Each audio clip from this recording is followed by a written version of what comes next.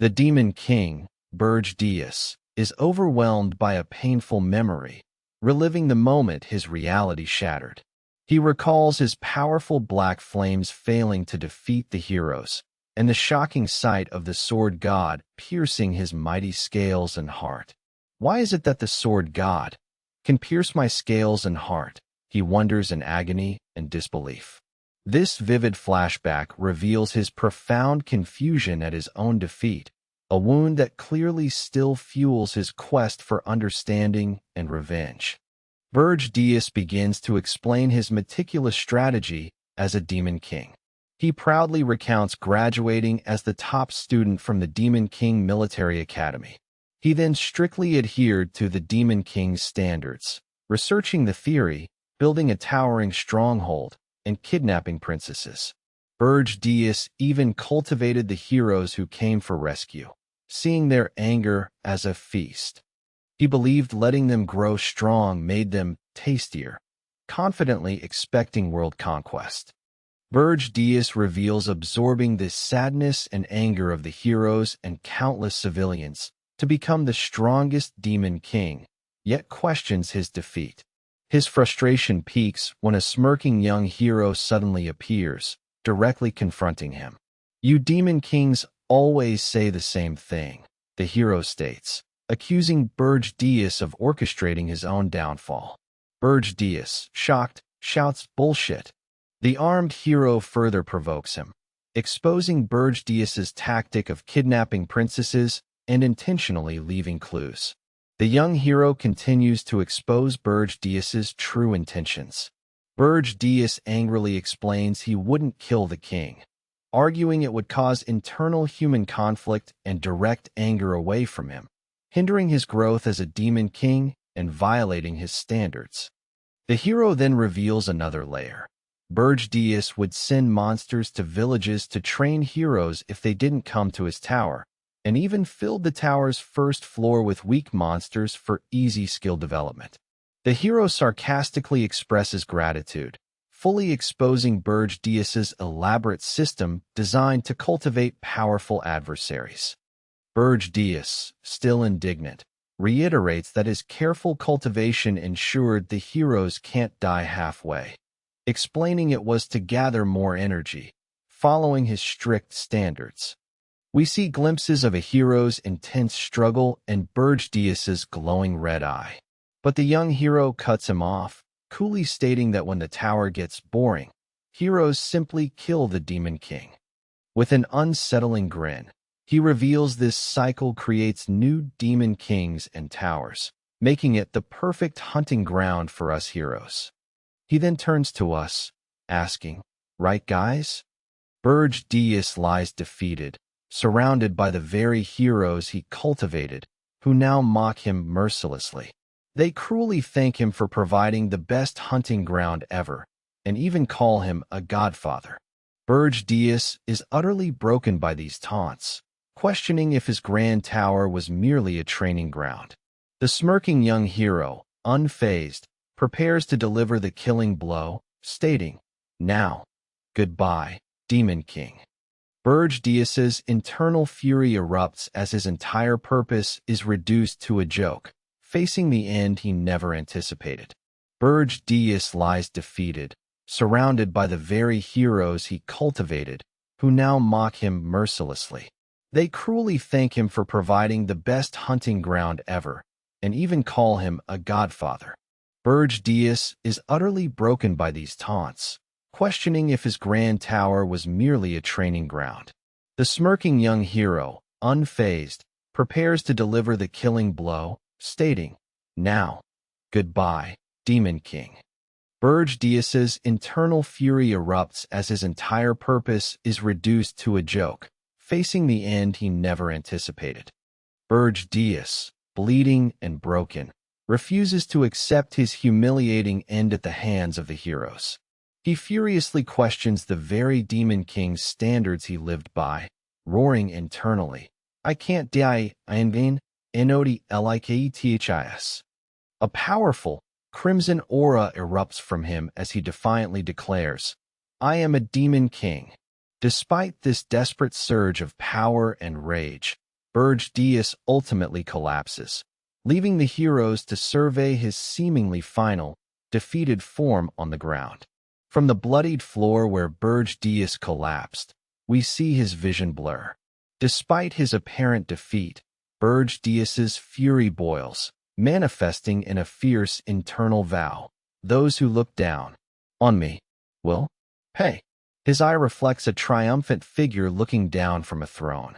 Then, the young hero, already claiming victory amidst crackling purple energy, declares to his companions, "Don't touch his head, okay? His horns are mine," clearly marking Berje's horns as his personal trophy. Berje, seemingly defeated on the ground, surprises everyone with a sudden internal hush. His glowing red eye reveals a fierce resolve, as he internally vows to fight on. "Even if I have to give up the last of my life." The young hero, utterly stunned by this unexpected resilience, exclaims, "Wait, no way." As a tremendous burst of crackling purple energy erupts from Berje's body. This overwhelming explosion of power catches the heroes completely off guard, hinting at a desperate, unforeseen turn in the battle. The overwhelming purple energy unleashed by Berje continues to erupt, engulfing everything in a destructive, crackling wave. Amidst the chaos, Berje has a profound realization, internally declaring, "The standard was wrong." He bitterly understands that heroes look down on demon kings because of those very standards. Vowing, "If I'm ever given another chance," Berje defiantly rejects his past, stating, "Screw the standards."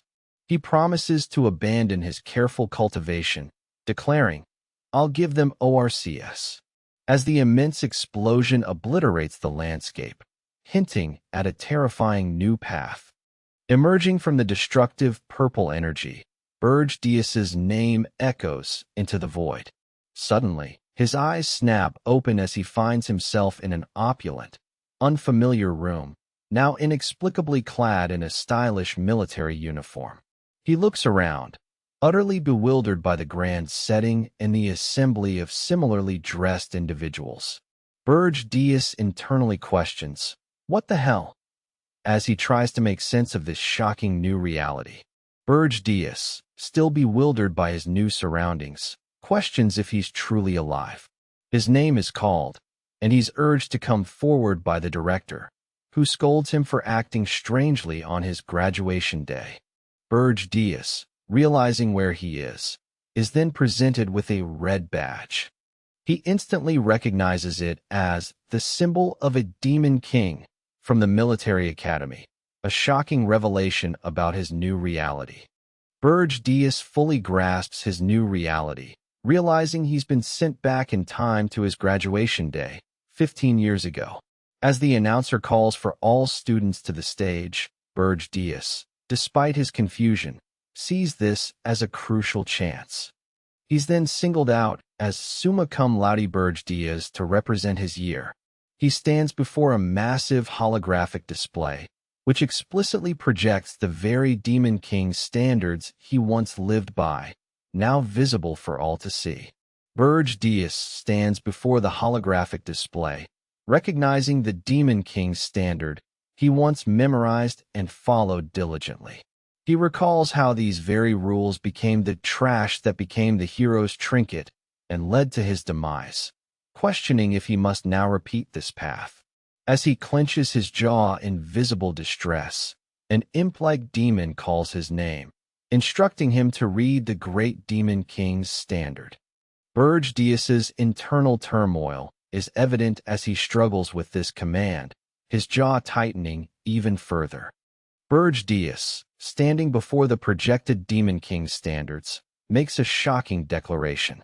Instead of reading, he defiantly shouts, "I refuse." His fury erupts as he vehemently proclaims, "I cannot pledge myself to something so unbelievably stupid." He continues, calling the standards foolish and fucked up, culminating in a thunderous roar. The Demon King's standard is trash. This unprecedented outburst leaves the entire graduation assembly including fellow students and faculty, utterly stunned and aghast.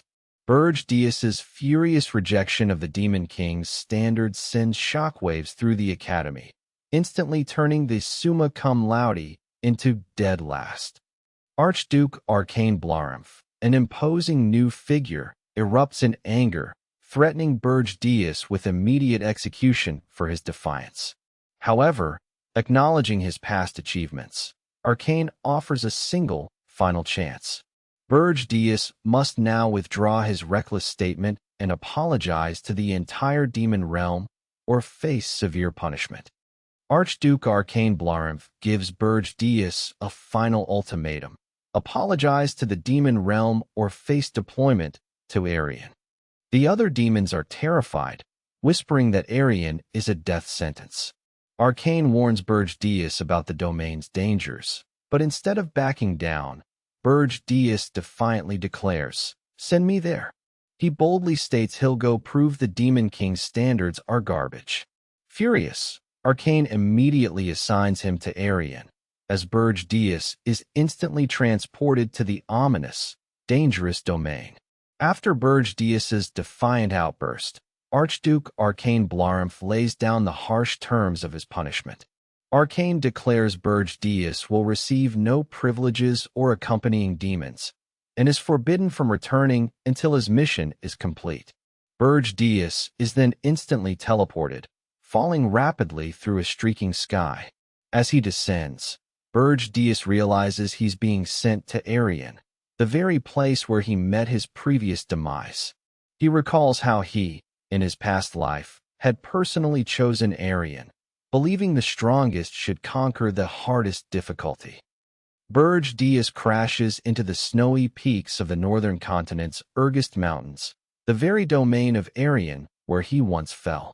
He recalls his past defeat, internally vowing, "I won't let it happen twice." With fierce determination, he declares he'll now exploit the hero's standards. This new resolve kicks off Chapter 2, as a mysterious new character, a man smoking intently, is introduced, hinting at the challenges ahead in this harsh land.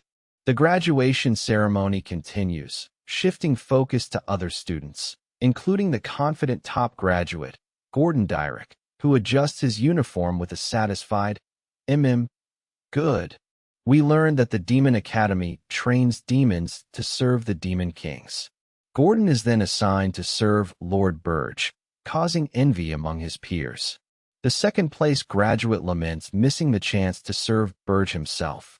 Gordon proudly asserts that while all Demon Kings are great, none compare to the legendary Lord Berje, whose ancient lineage makes graduating alongside him an enormous blessing.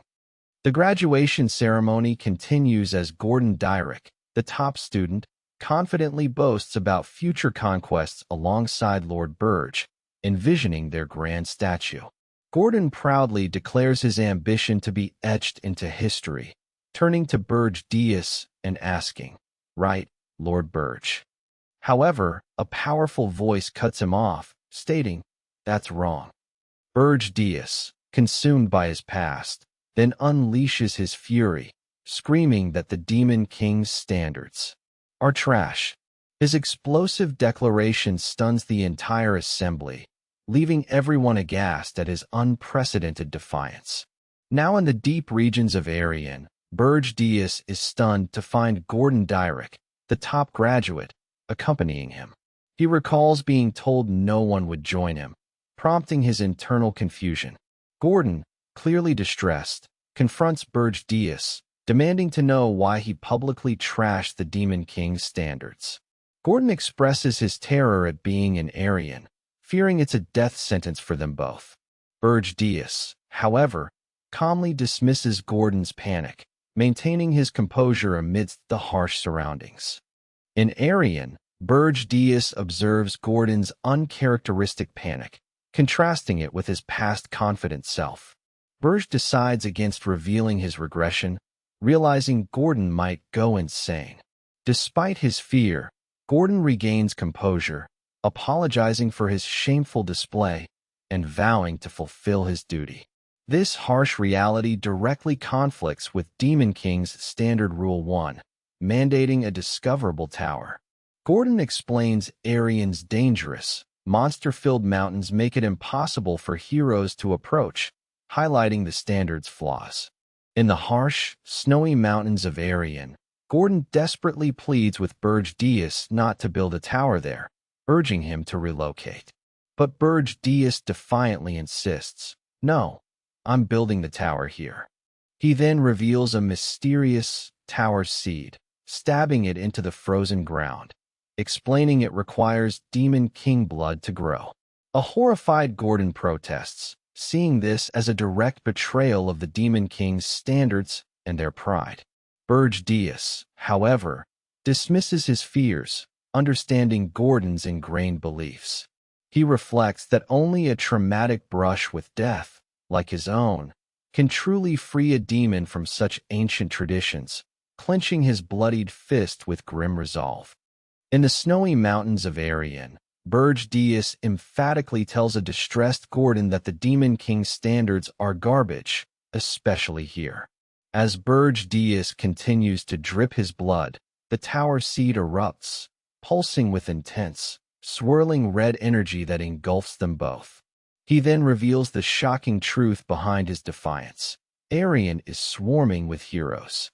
This completely redefines their mission, setting the stage for Berje's cunning new plan.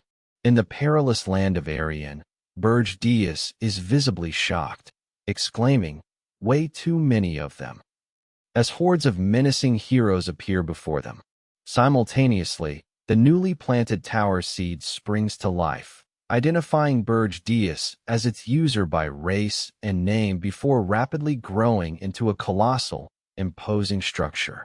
Berje reveals past Demon Kings died here because humans discovered a certain mechanism within the tower, which they used to turn the Demon King's standards against them. He concludes that in Arian, only the hero's standards apply, leaving Gordon utterly perplexed. In the snowy expanse of Arian, Berje's newly formed tower now stands complete and imposing. Gordon, still reeling, watches as Berje calmly declares, "Let's go inside." As they enter, Gordon is utterly bewildered. The first floor, and indeed every subsequent floor, including the Demon King's chamber, is completely empty. A tower without traps, a Demon King without privileges. Gordon ponders, observing the stark, monster-free interior. This shocking emptiness defies everything Gordon knows about a Demon King's tower, hinting at Berje's radical new strategy.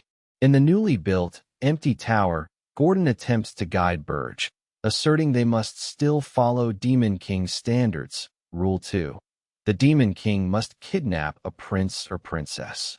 He explains that a royal close to the throne yields more demonic energy, then specifically advises Berje to abduct the highest-ranking princess from the nearby kingdom of Corzin to absorb their kingdom's sorrow.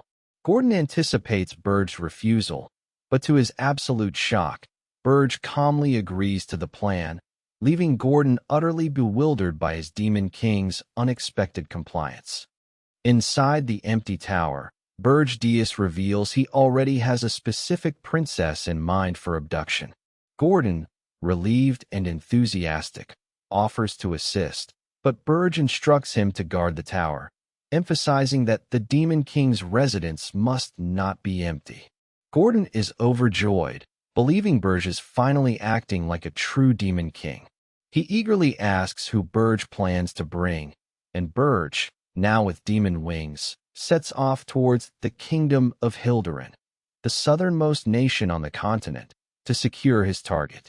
High above the kingdom of Hilderin, Berje soars towards a royal chamber, wings spread against the moonlit sky.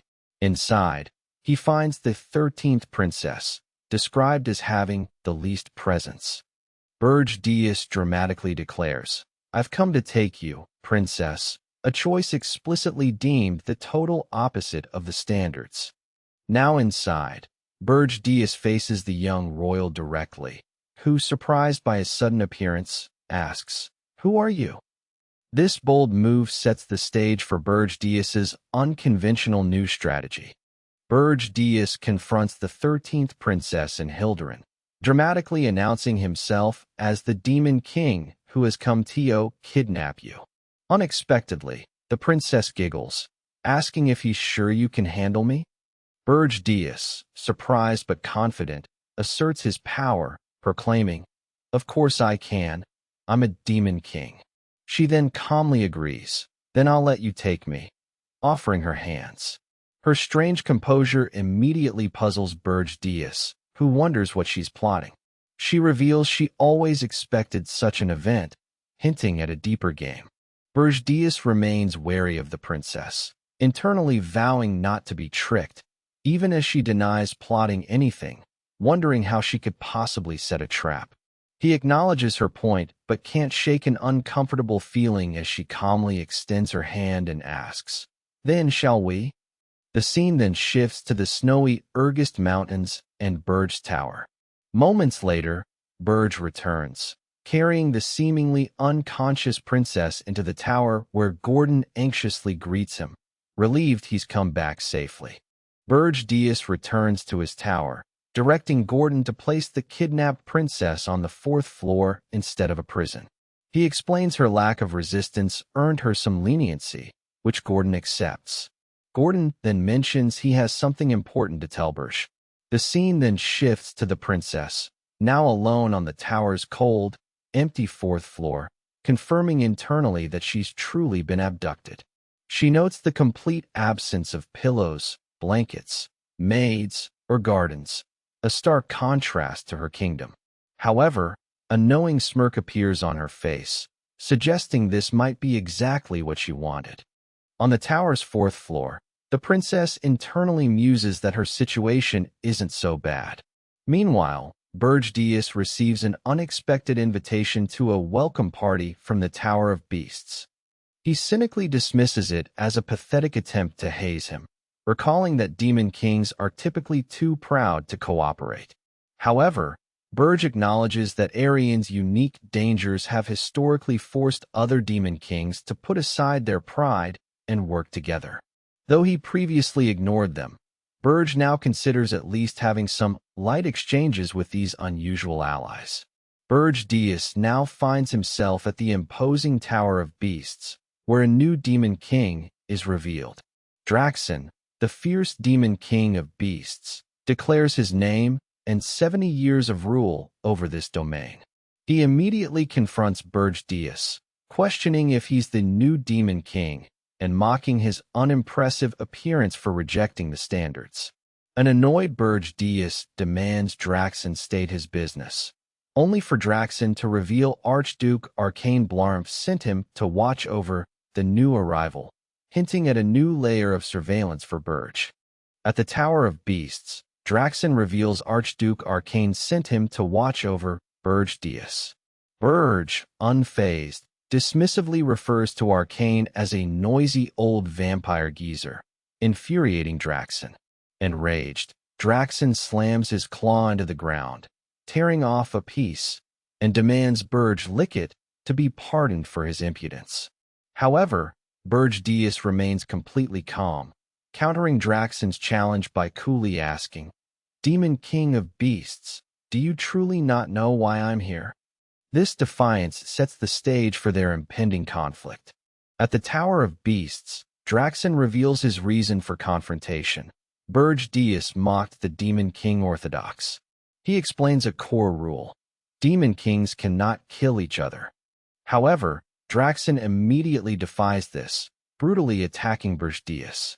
Unfazed, Berje questions, "Do you think I'd really follow that rule?" as he unleashes a powerful aura that completely stuns Draxen. Draxen, now panicked, recalls Archduke Arcane's warning about Berje not properly kidnapping a princess, and the threat of losing his own authority if he doesn't report within a month. Back at the Tower of Beasts, Berje boldly declares to Draxen that he's already kidnapped a princess. Draxen and his beast-like demons are visibly stunned by this revelation, as Berje coolly adds, "But she suits my taste."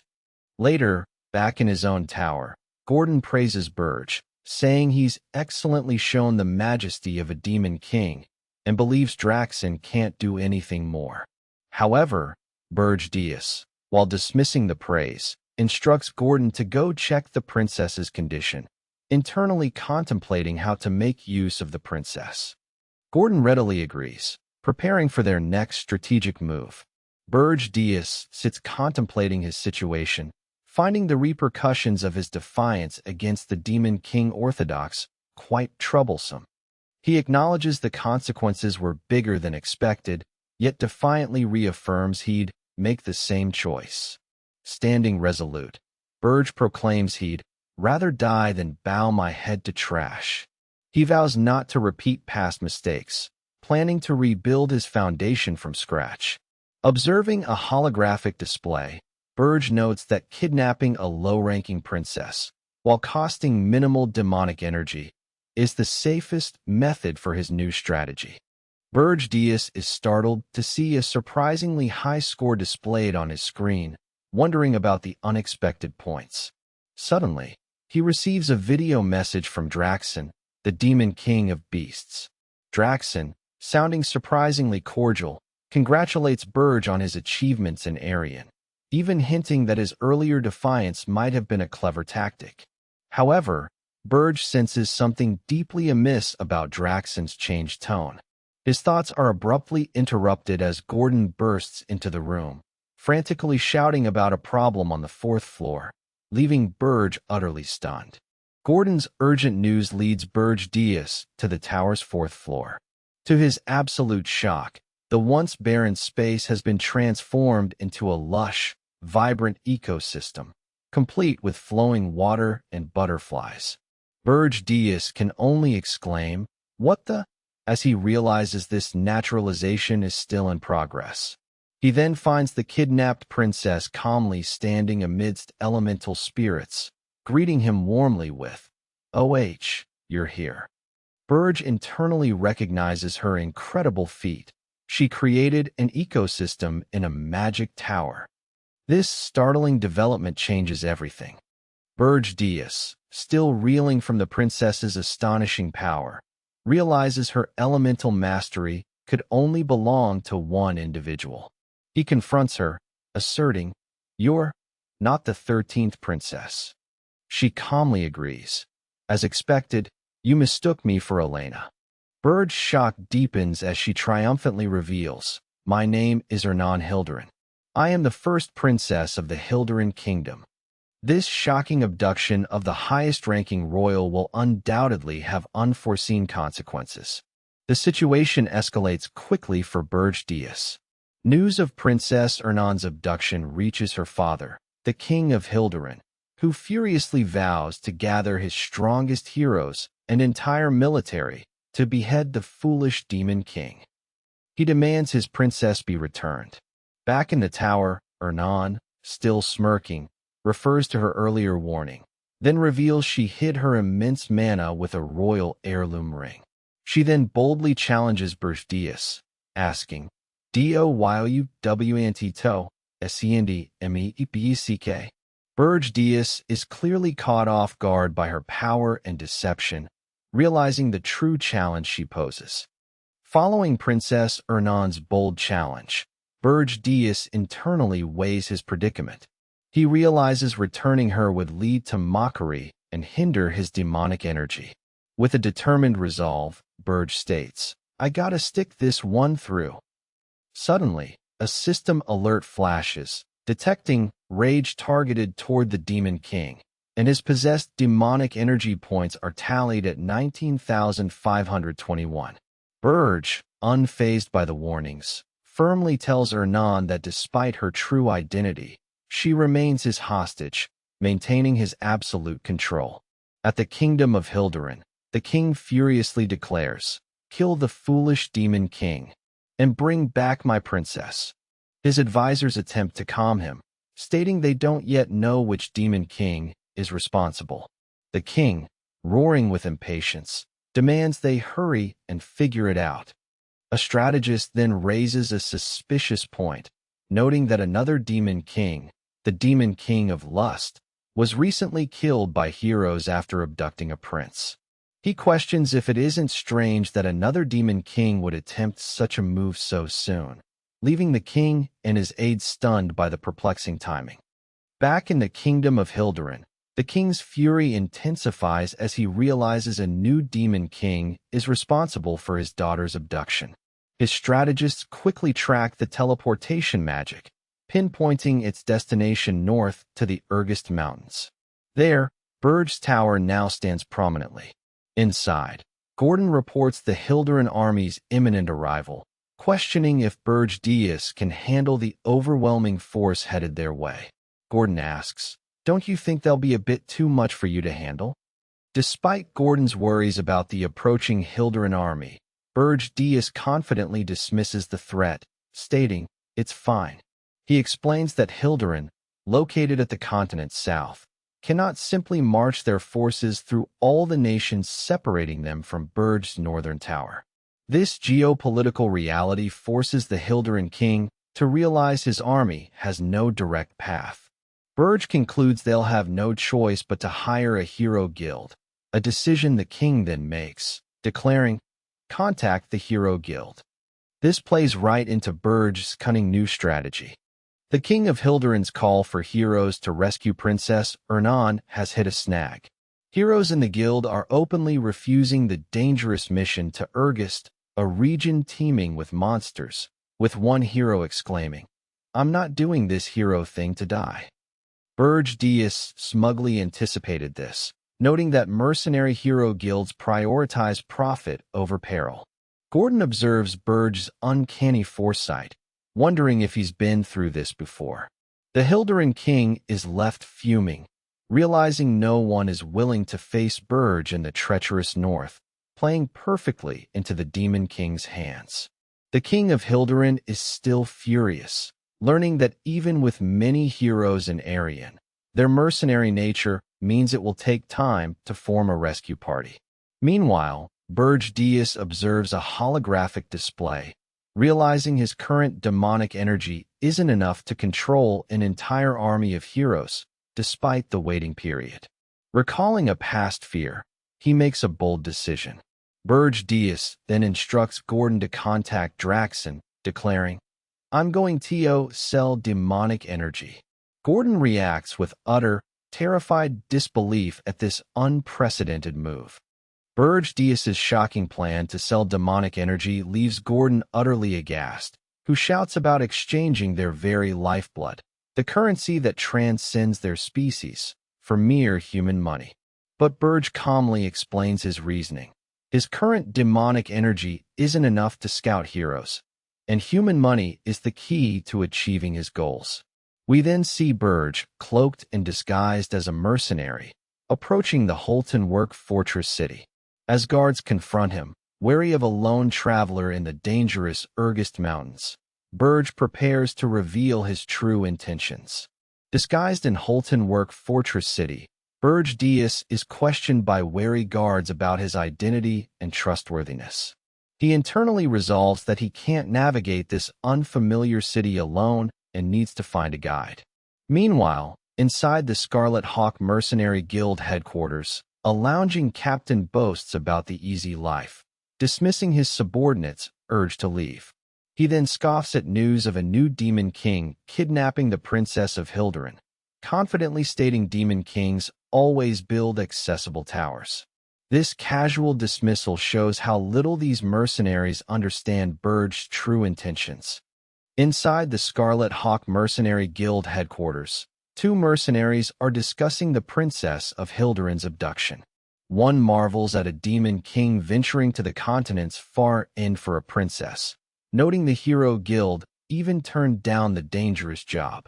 His companion cynically dismisses it all as just a show, claiming the king and guild are pulling a trick to milk more money out of it.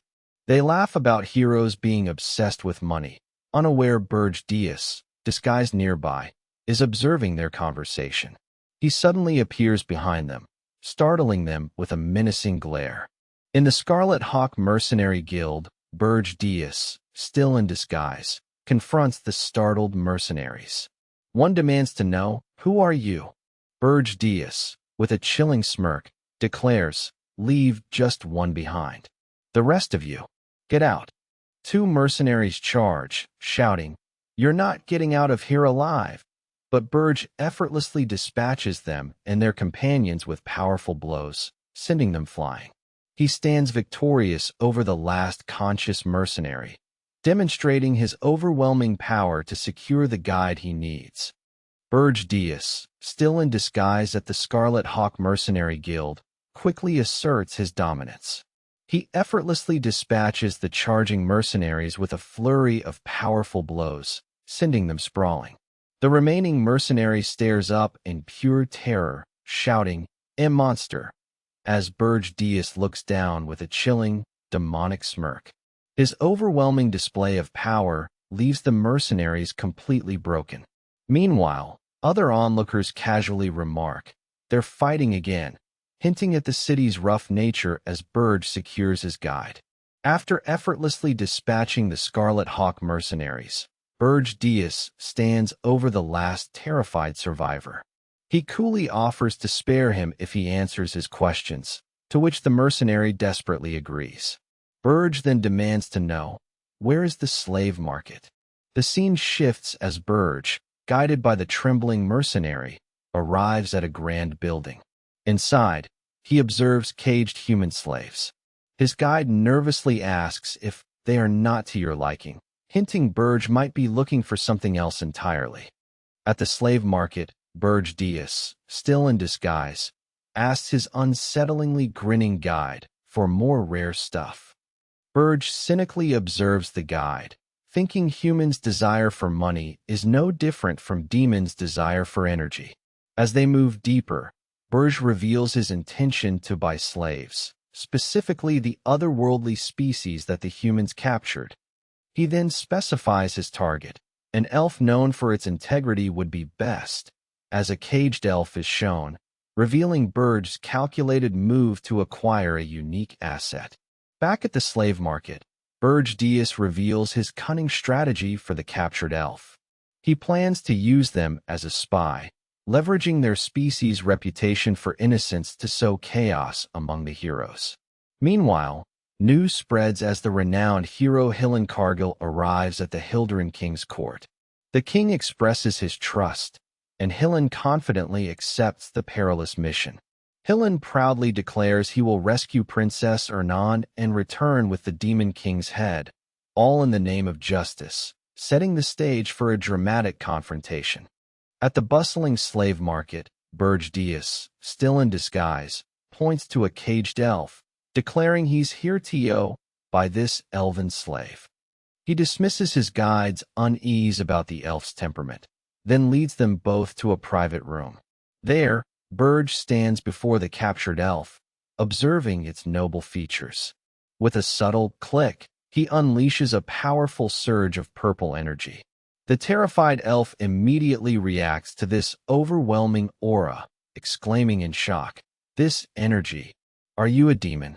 Berje's true identity is now laid bare to his new acquisition.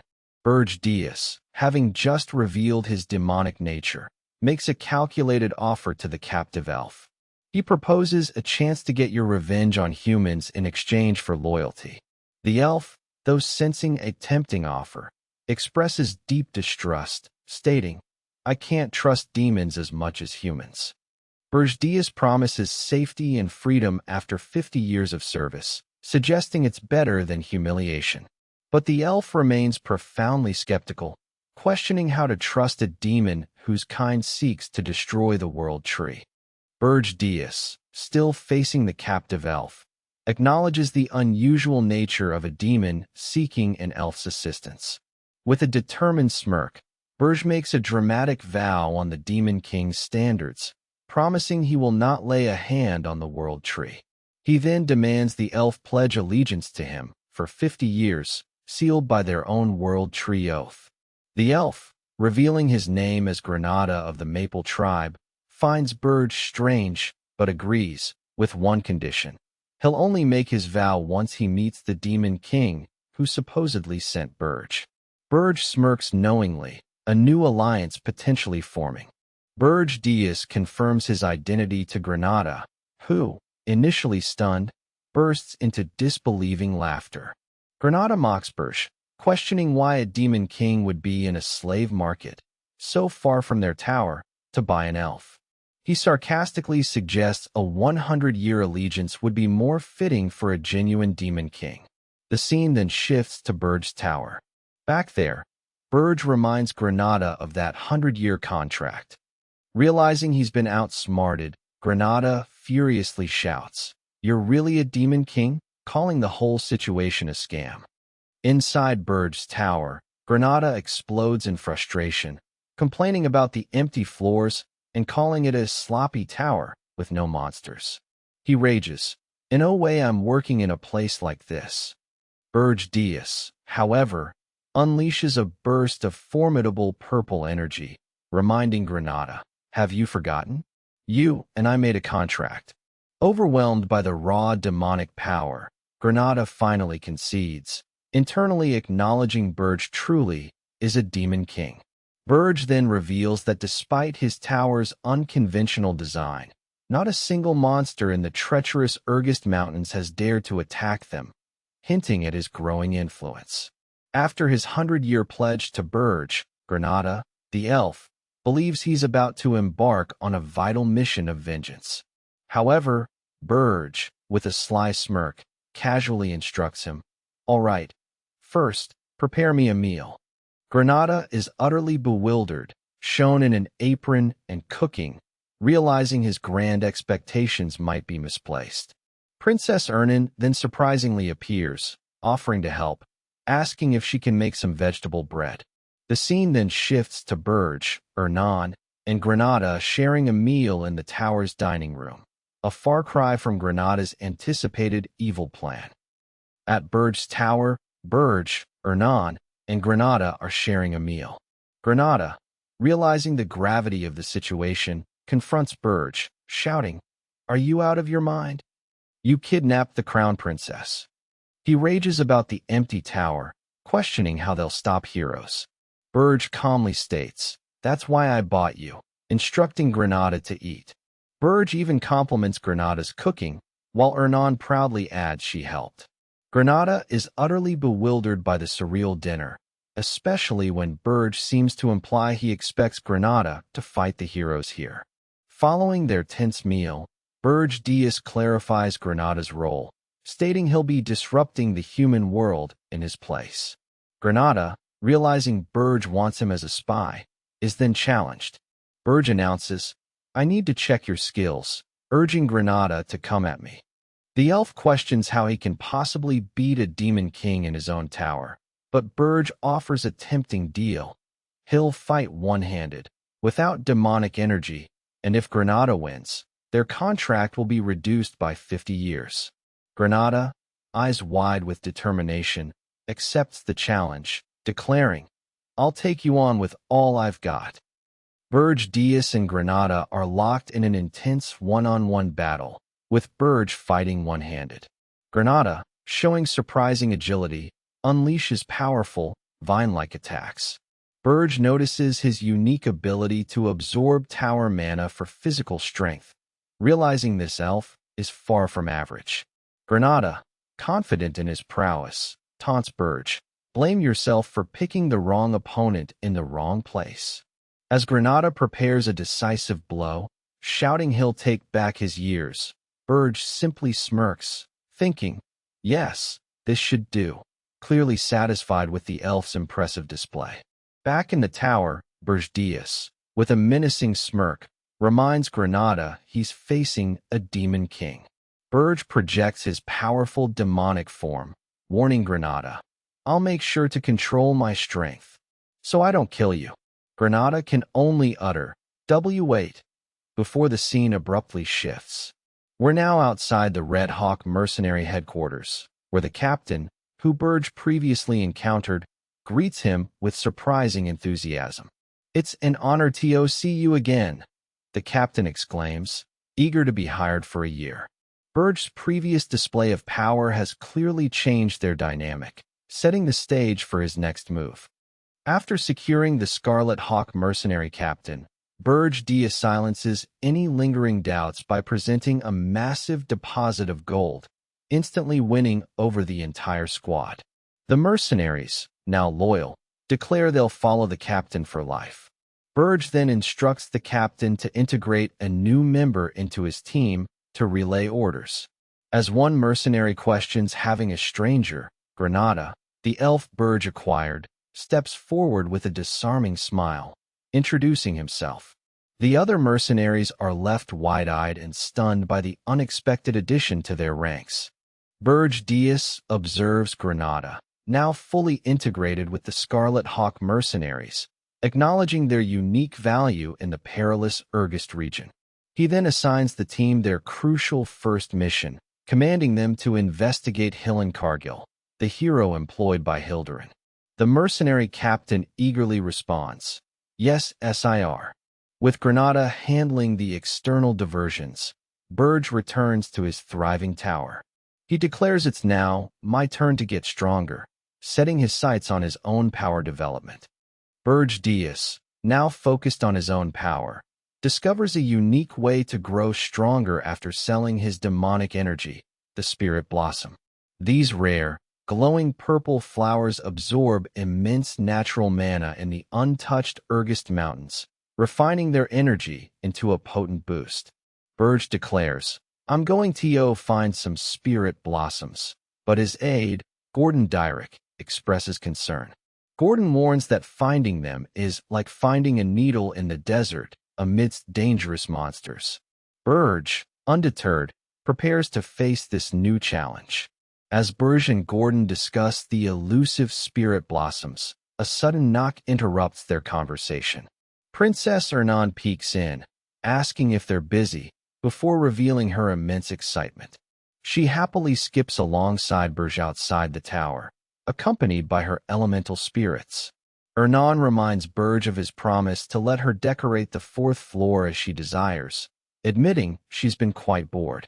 Her demand hints at more changes for Berje's tower and a new dynamic between the Demon King and his powerful, spirited captive.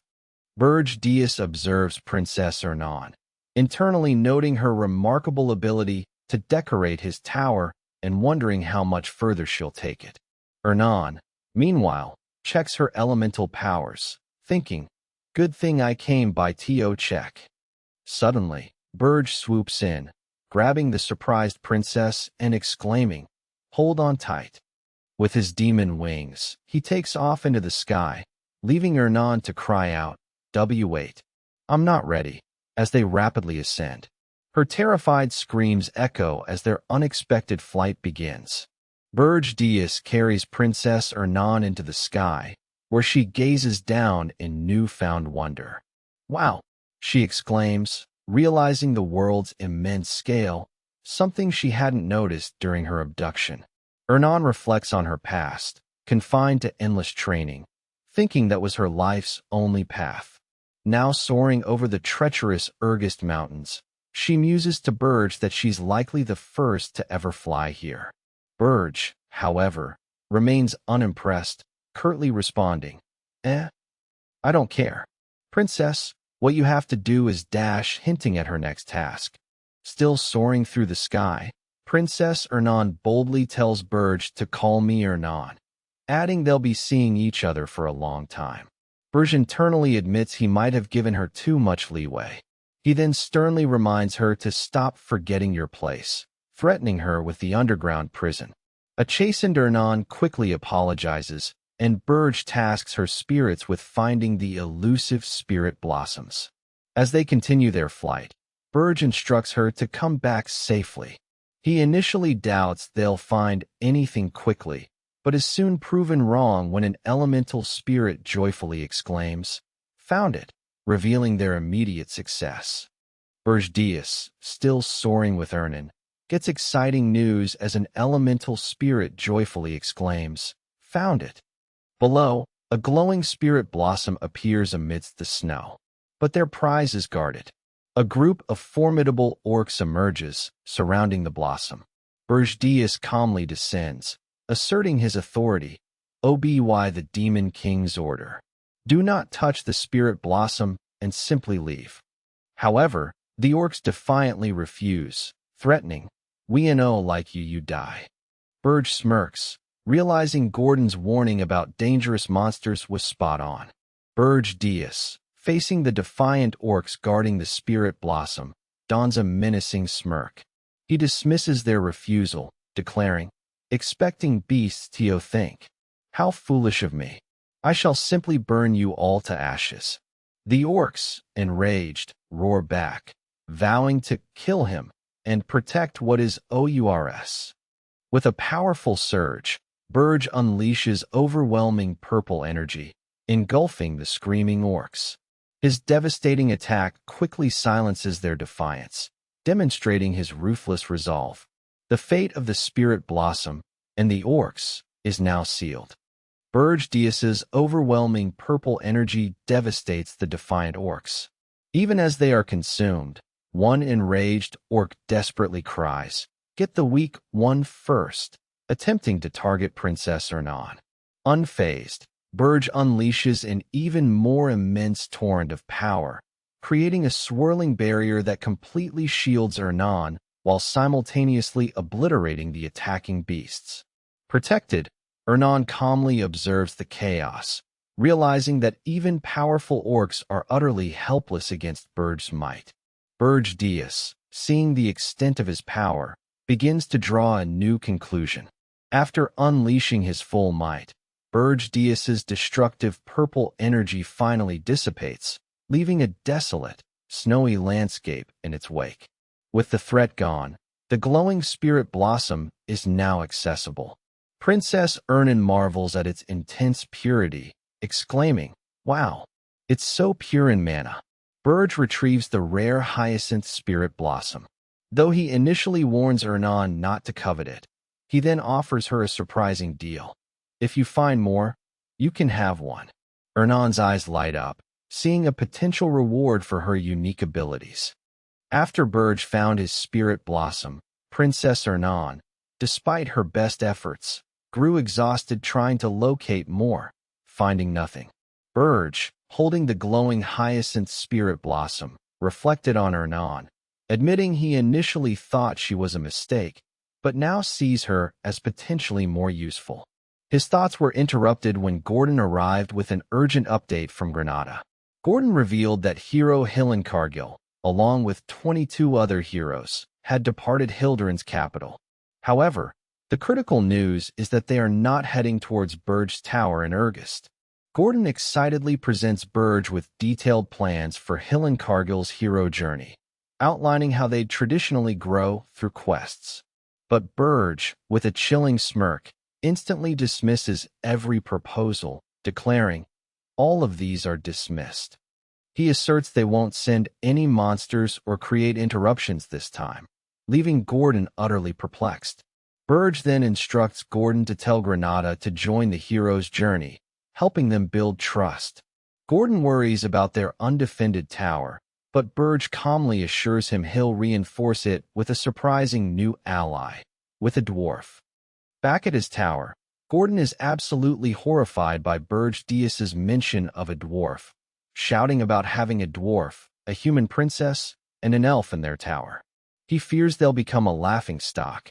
Berje calmly explains he doesn't just need a dwarf, but dwarven magical tools to reinforce the tower. He then reveals his cunning plan. Heroes, expecting weak monsters on the first floor, will instead be met with dozens of cannons. Gordon is left utterly stunned, realizing this radical departure from the Demon King's standards will catch the heroes completely off guard. Gordon reacts with utter disbelief, shouting, "Holy shit! Another abduction," as Berje's next move becomes clear. Our attention then shifts to the bustling dwarven underground city of Wolfner, where the rhythmic clanging of hammers fills the air. Amidst a shower of sparks, we're introduced to Lozier Friedrich, hailed as the best dwarven blacksmith. He works with focused determination, letting out a simple humph, completely unaware of the looming threat. The scene concludes with the ominous revelation that he's now scheduled to be kidnapped by a rogue demon king. Berje arrives at the impressive dwarven underground city of Wolfner, internally reflecting that while he's fought countless dwarves before, this is his very first time actually visiting their city. Still cloaked in disguise, he enters the Midnight Inn and asks the grizzled innkeeper for directions to the most outstanding blacksmith. The innkeeper, noting Berge's direct approach, confirms that dwarves indeed love money as much as heroes do. He then explains the city's unique, two-step security lift system to access the inner city, designed to identify any intruders. Following the innkeeper's directions, Berje descends further into the dwarven underground city of Wolfner. He's instructed to head to the lowest floor and the deepest room, where a grand, ornate doorway awaits him. There, amidst fiery sparks of intense forging, he will find the city's best blacksmith. The final revelation names this master craftsman as Lozier Friedrich, the very dwarf Berje is looking for to reinforce his tower. Berge observes the bustling forge, closing in on his target. Berje watches Lozier Friedrich, the master blacksmith, intensely forge in the dwarven underground city. Berge is impressed by Lozier's skill, internally noting how his display of metallurgy makes it seem like his mana is dancing. He contemplates quietly abducting the dwarf, thinking, now if I could just quietly abduct him. However, Lozier suddenly senses Berge's presence, erupting in fiery energy and preparing to fight. Berge is stunned, realizing this dwarf is far more powerful than he anticipated, questioning, could this dwarf be a... This unexpected power changes Berge's plan for a simple abduction. Berge is confronted by Lozier Friedrich, who erupts in fiery energy. Lozier proudly declares himself the blacksmith who contains the power of heroes and warns Berge, you will not leave this city alive. Berge, unfazed, smirks, calling Lozier pretty weak and correcting him. ALSO, I'm not a demon. With a surge of red aura, Berge reveals his true, winged demon king form, declaring, I'm a demon king. Lozier is instantly overwhelmed, thrown back, coughing and collapsing, utterly defeated by the demon king's might. A loud impact shakes the dwarven underground city, drawing attention to Lozier's forge. Dwarven guards rush in, finding the area in disarray. They quickly realize the master blacksmith is gone, shouting, Lozier's gone. Panic erupts across the city as an intruder is reported, and orders are given to block all the exits. Meanwhile, Berje, cloaked, makes his escape with the unconscious Lozier. Lozier, regaining some awareness, mumbles about a demon king and a princess, but Berje silences him, denying any interest in a royal, leaving Lozier skeptical. Berje, still disguised, presses the innkeeper for information on a secret underground passage used by dwarven blacksmiths during emergencies, demanding to be guided. Meanwhile, the defeated Lozier Friedrich lies slumped, lamenting his fate. He curses the demon king's presence, revealing his deep fear of such beings and questioning why this ordeal has befallen him. Berge then offers a surprising deal to the terrified Lozier. He'll kidnap the princess instead and let Lozier go, leaving the dwarf utterly bewildered and suspicious of Berge's true intentions. Berje confronts the dwarf Lozier Friedrich, who unleashes a fiery aura, declaring himself, the blacksmith WHO contains the power of heroes. But Berge easily overpowers him, revealing his true demon king form and utterly defeating the dwarf. Later, Berge offers Lozier a deal. He'll kidnap the princess instead, and Lozier will be spared. Lozier, bewildered, seems to accept this strange offer, while Berge makes a solemn vow on the demon king's standards. The dwarf king's blacksmith, Lozier Friedrich, is nowhere to be found in his workshop. Princess Louise World arrives, demanding to know where he is, only to be met with the shocking news that he's been kidnapped. She vehemently denies this, insisting he's a hero and not someone who'd be taken captive, but her guards insist otherwise. Back in the Dwarf King's castle, Princess Louise's world is furious, demanding to know where blacksmith Lozier Friedrich has gone. Her guards confirm he's been kidnapped, but she refuses to believe it, insisting he's a hero. Meanwhile, Berje navigates a dark, narrow secret passage with an unconscious Lozier, pushing him forward and urging him to hurry. This frantic escape highlights the chaos Berje has unleashed. Berje confronts Lozier Friedrich, who, after being shown the error of his ways, offers his services as a blacksmith. Lozier, incredibly useful, can craft any weapon and even claims to possess the power of heroes.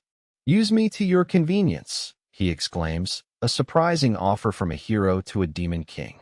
Berje, intrigued by this unexpected turn, realizes this dwarf might be the key to reinforcing his tower.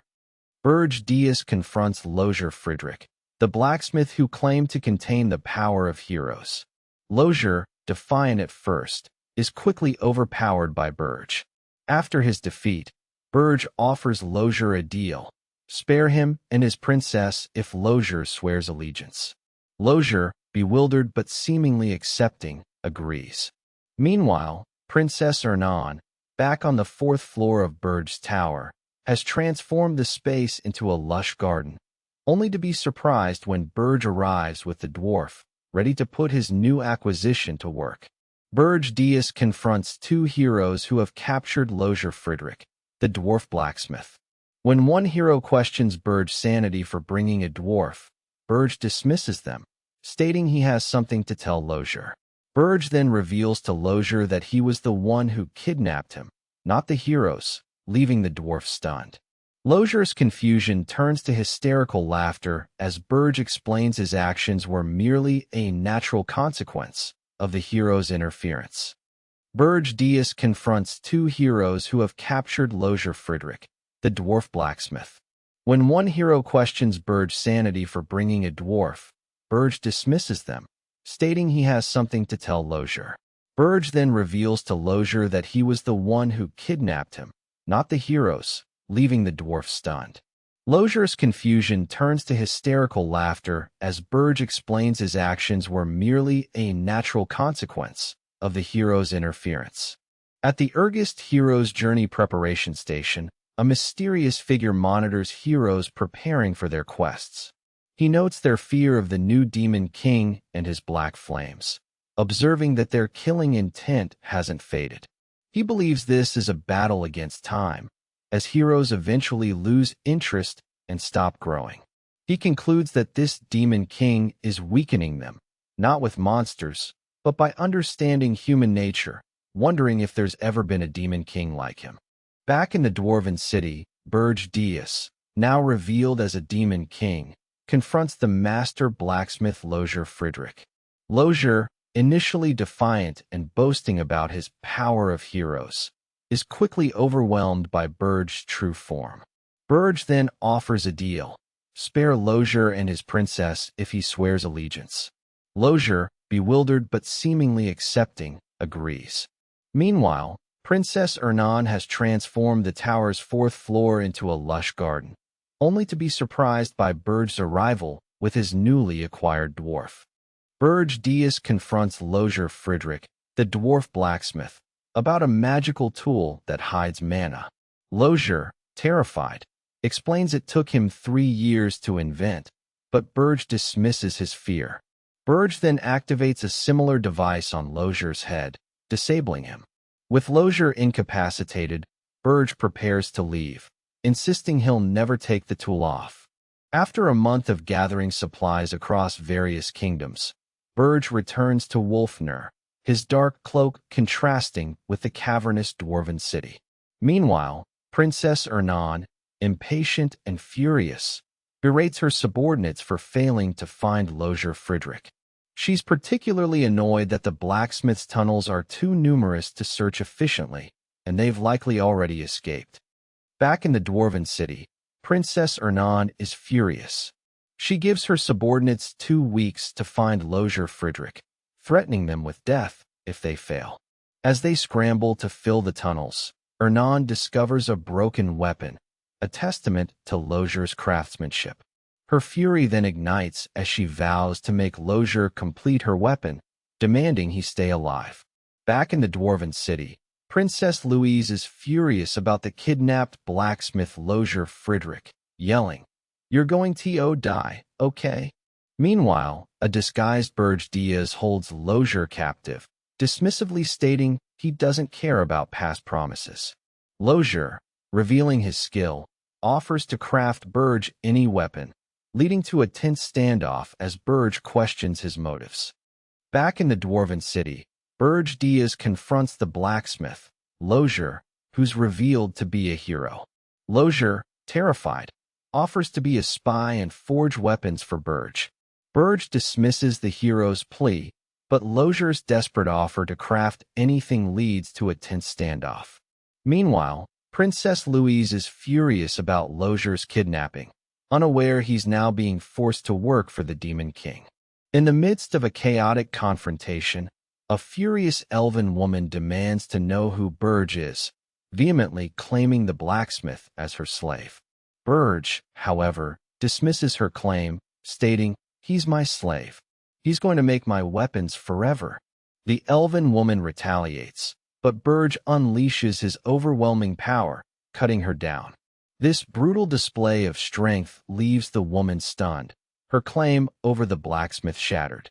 The battle intensifies in the Dwarven city as Louise Werft, the second princess of the Dwarven kingdom, unleashes her formidable strength. She charges forward, her power crackling, and declares, "It's your turn now, Lozier." Berje Diaz, observing this, remains poised, his own dark energy swirling around him. Louise's fierce attack targets Lozier, who is clearly in a dire situation, caught between the princess's fury and Berje's machinations. In a flashback, Berje reflects on a past encounter with a powerful woman, regretting he couldn't kill her before she grew stronger. He notes he's not as strong as he was before regression and fears being captured if he uses too much power. Meanwhile, a dwarf blacksmith is in distress, realizing he's being targeted by a demon king. Berje, holding the blacksmith captive, dismisses his pleas and reveals his intention to use the blacksmith's skills for his own sinister plans. The battle intensifies. A frantic dwarf shouts, "Yawa, I'll go as fast as I can," as an unseen force demands. "Who said you can do that?" Another dwarf, seemingly in shock, states, "I have no idea how long this is going to last." Meanwhile, Berje Diaz, cloaked and menacing, unleashes a devastating surge of power, clashing with a furious opponent. The battle culminates with Berje declaring, "I don't know where you came from, but you won't leave this place alive." In the Dwarven city, Berje Diaz confronts the second princess, demanding she surrender her blacksmith and equipment. As chaos erupts, Berje reveals he's already dismantled defenses and taken Lozier. The princess, furious, shouts, "Lozier, you motherfucker. You came back to take that." But Berje counters, "You think I'm that easy?" He then creates an opening, unleashing a powerful attack that sends Lozier flying, shouting, "Move out of the way." In the Dwarven city, Princess Louise Werft witnesses her blacksmith, Lozier, escape, shouting, "Are you going to get yourselves killed?" She's horrified to realize he blocked the tunnels, wondering if he truly didn't want to make her weapon. Meanwhile, Berje Diaz, with a chilling grin, declares, "How very interesting, Lozier." He ominously vows to personally search the entire continent for the blacksmith. Back in the Hilderin kingdom, Princess Louise Werft is furious, her eyes burning with rage as she declares, "I'll definitely make you regret what you did today." She witnesses Lozier Friedrich, her blacksmith, escape her grasp and escape the tunnels.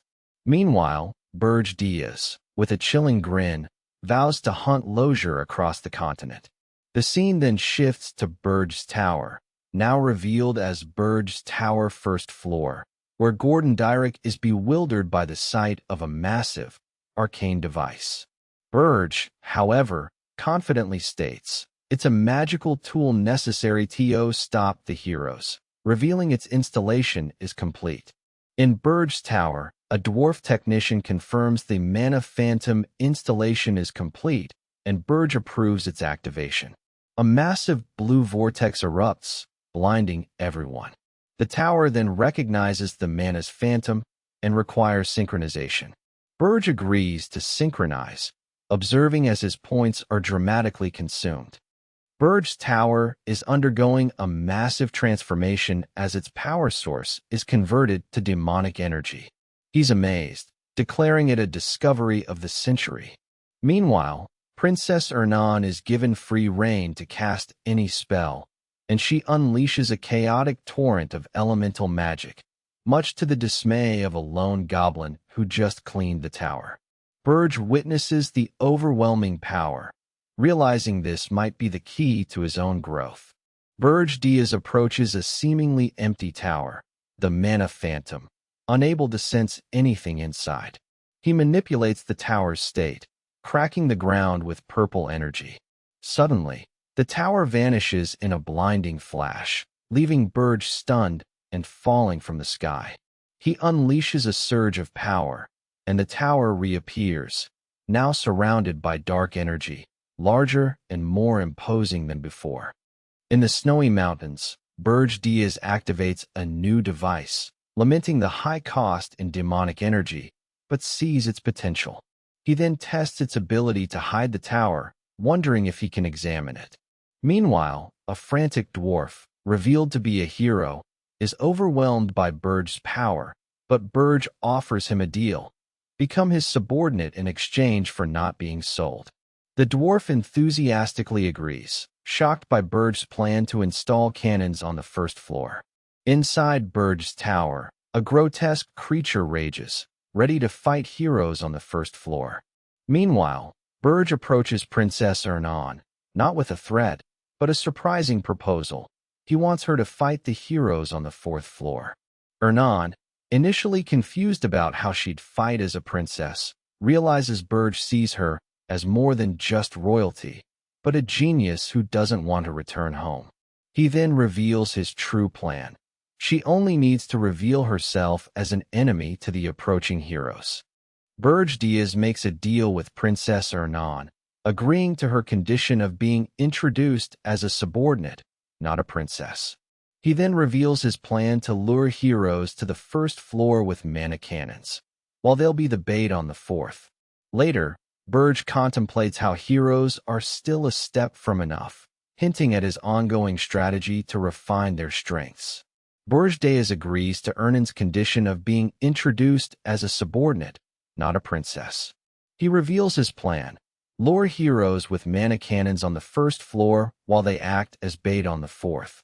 Berje then contemplates how heroes are still a step from enough, hinting at his ongoing strategy to refine their strengths.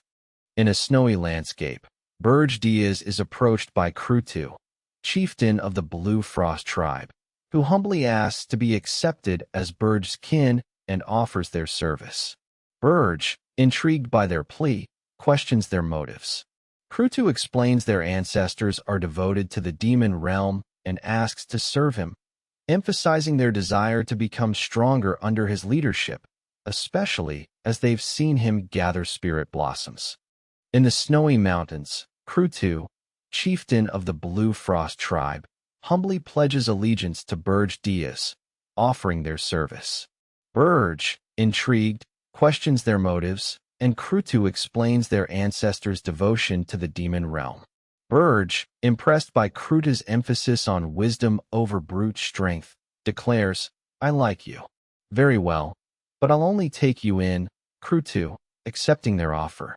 In the snowy landscape, Berje Diaz accepts Krutu and the Blue Frost tribe into his service, promising them greater strength and an eternal future. Krutu, deeply moved, pledges their unwavering loyalty to Berje as their demon king. The scene then shifts to reveal Berje's imposing tower, now surrounded by the formidable Pearl Desi Legion outside. On the first floor of the tower, Lozier and his mana cannons are ready. Meanwhile, Princess Ernan is on the fourth floor, surrounded by playful spirits. Berje observes his meticulously laid plans, declaring, "All the pieces are in place. Come, heroes. I'll repay you for humiliating me in my previous life." Elsewhere, hero Hillen Karskill and Granada have arrived, ready to face whatever awaits. The Regressed Mountains are finally in sight as a group of heroes prepares for their journey. Meanwhile, at the Holton Walk Heroes Journey Preparation Station, a banquet is underway. A grateful lord thanks hero Hillen Karsgill for his service, to which Hillen humbly replies.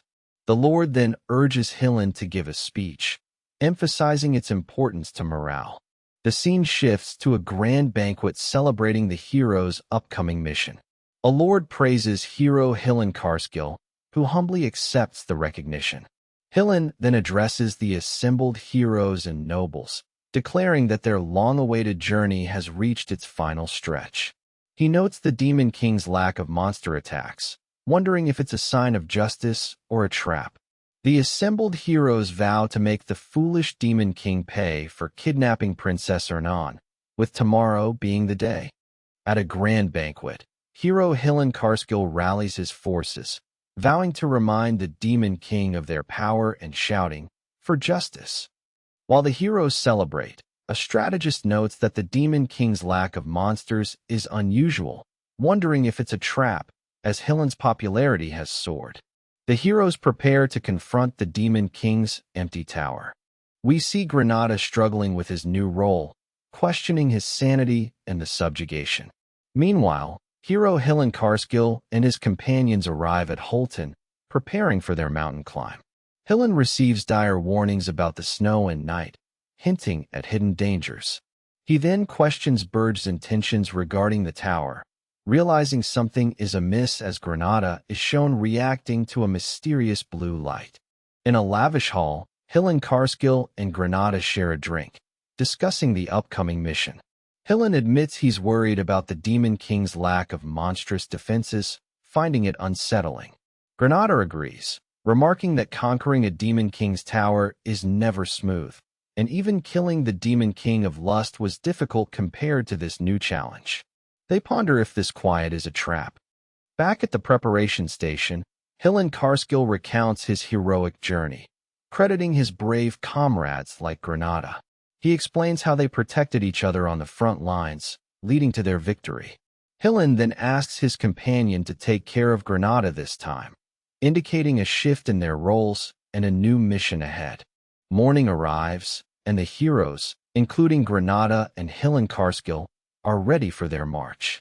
They celebrate Granada and Hillen, their cheers echoing as they prepare to head into the treacherous Regressed Mountains Gorge. Despite the warnings about the harsh conditions, Hillen expresses confidence they'll reach their destination without trouble, believing their victory is assured. On treacherous cliffs, a bewildered subordinate cries out, "Huh? What is this?" as monstrous ghouls of immense size swarm the area. Meanwhile, a determined commander rallies his troops, shouting, "All units, get into battle formation, and don't panic and protect your comrades around you," as they prepare to face the overwhelming horde. In the treacherous Regressed Mountains Gorge, the heroes are blindsided when a massive frost giant appears. Hillen, shouting "What?" A frost giant has appeared at the front, orders everyone to fall back. While Hillen prepares to face the giant alone, declaring, "It won't be a problem." The frost giant's menacing form looms, its eyes glowing with a sinister light. In the treacherous Regressed Mountains, a colossal frost giant emerges, forcing Hillen Karskill to command a retreat. Hillen bravely declares he'll handle it, but the giant's menacing glow suggests a tough fight. Suddenly, a second hero, also facing a giant, shouts, "Now!" as they unleash their power, creating a blinding flash. The heroes are in a desperate retreat through the snowy Regressed Mountains, shouting, "Everybody run!" as monstrous ghouls and a massive frost giant appear. One hero cries, "Dozens of ghouls and a frost giant taller than the cliffs." Another exclaims, This place is insane. Humans aren't meant to come here. Even with the overwhelming odds, the heroes refuse to panic, preparing to fight.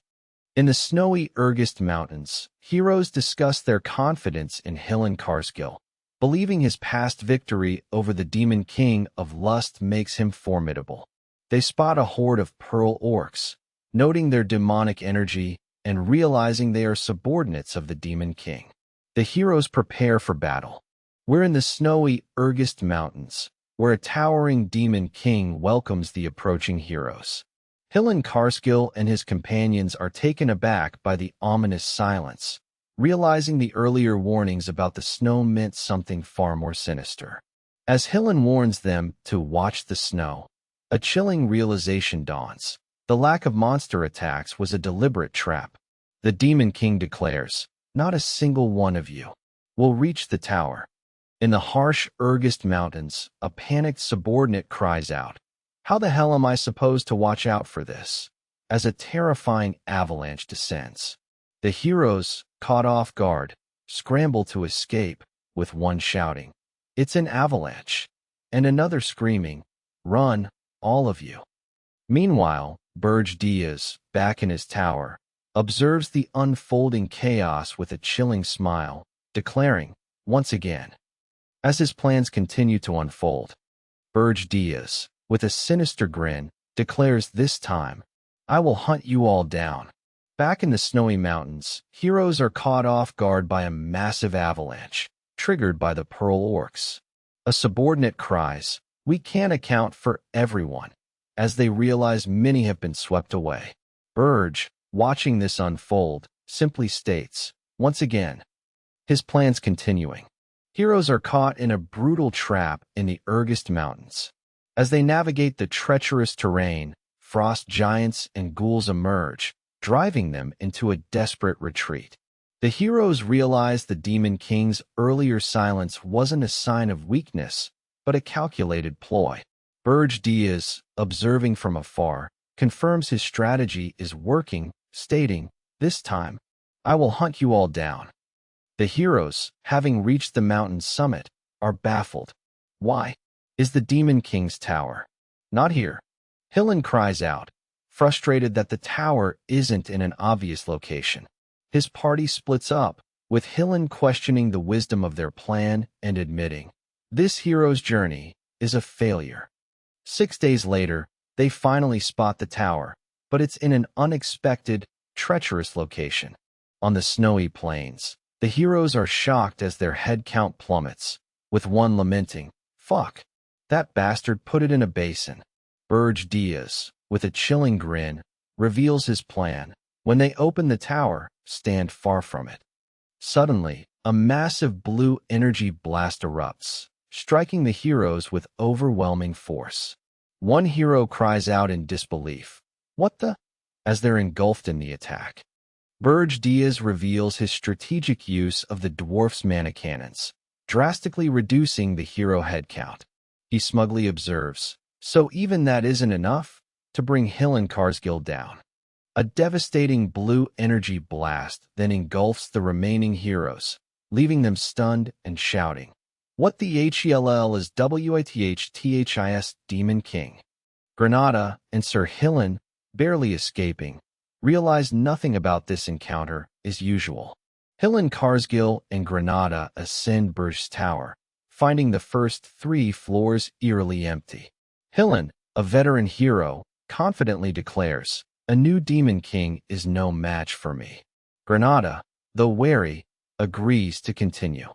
As they reach the 4th floor, they're met with a breathtaking, vibrant natural landscape, completely unlike the expected desolate tower, leaving Hillen utterly bewildered and exclaiming, "What the hell is this?" Hillen Karskill and his companions are baffled by the tower's empty floors and the surprising forest on the 4th. Their confusion turns to shock when a mysterious figure appears, revealing herself not as a princess, but as Ernan, the dark spiritist and protector of the Demon King. On the 4th floor of the tower, Princess Ernan unleashes a devastating display of high-rank spirit magic, a power Hillen Karskill recognizes as unique to her. Meanwhile, Berje muses on the hero's continued struggles, noting their confusion about his tower's defenses, the pearl orcs, avalanches, ambushes, and mana cannons on the first floor. He laughs, finding their bewilderment amusing. On the fourth floor of the tower, the hero Hillenkarskill is in disbelief. He can't comprehend that the princess is attacking him, not waiting to be saved. Frustrated, Hillen declares, "Fine, then. I'll just destroy everything." Berje, watching from afar, asks, "You think you can do it?" as he unleashes a devastating wave of purple energy, engulfing the area. Finally, a triumphant Berje reveals himself to Hillen, stating, "At last, I can see your face, Hillenkarskill. You've finally shown yourself, Demon King." Amidst the chaos of battle, Hillenkarskill calls out to Granada, "Granada, let's combine our strength." Granada, startled and seemingly drained, questions, "What? But how?" Meanwhile, Berje, radiating immense power, declares, "My energy is being drained out of my body." Hillen reassures Granada, "Didn't I tell you, Granada? As long as you're by my side, there's no problem." The scene ends with Hillen unleashing a powerful surge of green energy. In a lush, green landscape, a hero questions an artifact. That artifact is... Berje, with a sinister grin, explains it's a forbidden artifact called the Elf Eater, which converts an elf's infinite vitality into mana. He reveals its flaw. Once activated, the elf dies. The hero, reacting with disbelief and calling Berje a swindler, hypocrite, is then struck by Berje's power. In a grassy field, Hillenkarskill taunts his opponent, but his confidence shatters as his hand is brutally severed. He cries out in disbelief, "My hand! My hand is..." Berje, now revealed, mocks Hillen, stating, "You're both rude and not very human." Then, a sudden surge of power unleashes a blinding attack, leaving Hillen stunned. On the battlefield, Hillenkarskill grapples with his defeat, muttering, "Even with me using an artifact, I got taken down by a mere high-ranking demon." Suddenly, a shadowy figure declares, "You're not going anywhere." As Hillen attempts to dodge, Berje transforms into a terrifying, monstrous form, unleashing a blinding purple blast. Overwhelmed, Hillen can only gasp, "Ah, I can't." The battle rages as Berje unleashes his terrifying power, questioning, "Just who is this Demon King?" He then faces Hillenkarskill, declaring, "It's time to take a beating." With overwhelming purple energy, Berje strikes, his intentions clear as he states, "Hillenkarskill." The fight intensifies, leaving Hillen battered and Berje's power seemingly limitless as he prepares for the next devastating move. In the aftermath of a devastating battle, Berje surveys the scene, his gaze falling upon a defeated figure.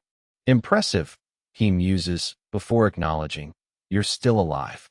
He then orders his subordinate to bind the fallen and imprison them, a stark contrast to the defeated figure's apparent acceptance of their fate, remarking, "The afterlife." Granada, the elf, recovers from his battle, surprised by his own resilience. Berje, impressed, grants him permission to dismantle the tower, acknowledging his hard work. Meanwhile, Princess Ernan observes Berje's power, noting his complete recovery. She then questions him, "What happened?" as Berje reveals his plans for their next steps. In the aftermath of a brutal fight, Berje lies defeated, admitting, "That was so close." Hillenkarskill, victorious, declares a Demon King can't afford to show weakness. As Berje recovers, he grimly realizes this is the power of the 10 stars, the continent's strongest heroes. He laments that his meticulous plans were exhausted by Hillen alone, setting the stage for a new, desperate fight. Berje, overwhelmed and panicked, reveals his last-ditch attack. He unleashes his full power, screaming, "And why all-out strike hit him?" He believes he successfully altered fate, gloating, I was able to successfully alter fate. Berge's confidence surges as he thinks, I can do it. I can change the future. I can get revenge. This newfound conviction fuels his resolve. Back in the Holton Walk press conference hall, investors are demanding accountability for the failure to find the tower. A worried official assures them, we haven't failed yet. There's still hope. News of the new Demon King and his rapidly spreading influence across the continent is then revealed, setting the stage for further conflict. Back in the Hilderan Kingdom, the king is furious, lamenting that the story of Hillen Karskil's journey was distorted and exaggerated. He declares, I don't care. Just find Lozier. Meanwhile, Berge's demonic energy points have rapidly accumulated, reaching 290,000. At the Heroes Guild headquarters, Hero Wharton is informed that there isn't even a hair's breadth of false information, and that Hillen Karskil, one of the 10 stars, cannot be brought down easily. They decide to wait 10 more days for news of him. In the Heroes Guild, there's a tense wait for news on Hillen Karskil, with a full-scale assault of 4,728 heroes planned if he doesn't report in 10 days. Meanwhile, inside Berge's tower prison, a captive hero wakes up, surprised by his exceptional recovery. Berge Diaz appears, offering a shocking proposal for the hero to become his vassal, implying a deal for his unique skills. Inside a prison, a captive hero laments his situation, realizing all investments were focused on one person, Hillen Karskil. Berge Diaz reveals his knowledge of the hero's potential failure, even if he escapes. Meanwhile, a distraught Granada confronts someone, accusing them of betrayal and revealing he's been a spy from the start. Berge Diaz, confident in his new dominance, reveals a magic tool called Larmani's Orbi to his captive heroes. He explains its use to control subordinates, entering the brain instantly. He warns that any hostility will result in their brains being blown apart with a gesture, but a hero shouts that some are immune to mind control. Berge dismisses their defiance, stating there are plenty of usable heroes anyway. In the midst of a fierce battle, Berge Diaz confronts the elf, calling him a deranged elf. The elf retorts, "You're the one who should be ashamed," as Berge unleashes a powerful attack, shouting, "Shut up and swallow." The elf, though clearly in pain, remains defiant. Berge watches, noting the elf's tenacity, and comments, "He's really tenacious. What are you going to do if he'd rather die?" He then reveals his disdain for disposable heroes, stating, "A creepy human who treats his comrades like they're disposable, because of money, will never sacrifice himself." In a desolate prison cell, a hero is confronted by Berge Diaz, who offers him a chance to be a vassal. The hero, despite his dire situation, scoffs at the idea, prompting Berge to reveal his immense wealth and discuss a gathering of demon kings. He then receives a message about the unison of towers, hinting at a new alliance. Berge Diaz faces his subordinate, who questions his decision to exchange demonic energy for money. Berge, however, has received an invitation to the Union of Towers and declares they're going to swindle his senior demon kings. He believes this is the only way, as following the old standards would have made them unable to stop the heroes. With a sinister smile, Berge announces, "Let's go," ready to execute his cunning plan. Berge Diaz arrives at a grand meeting of demon kings, including Draxon of Beasts, Rhaenys Soldian of Winters, and Uger Belvex of Indestructibility. Jason Kochmundo, the demon king of lies, welcomes him, calling him the talk of the town for his defiance. Berge, however, dismisses the others as damn fools for forming an alliance, accusing them of not acting like true demon kings. He believes their current strategy is flawed, calling them the fool. At the Union of Towers, Berge Diaz faces the other demon kings, including Uger Belvex. Uger accuses Berge of being a fool and asks about Arian. Berge dismisses Uger's insult, declaring he's the only elite there and challenges him.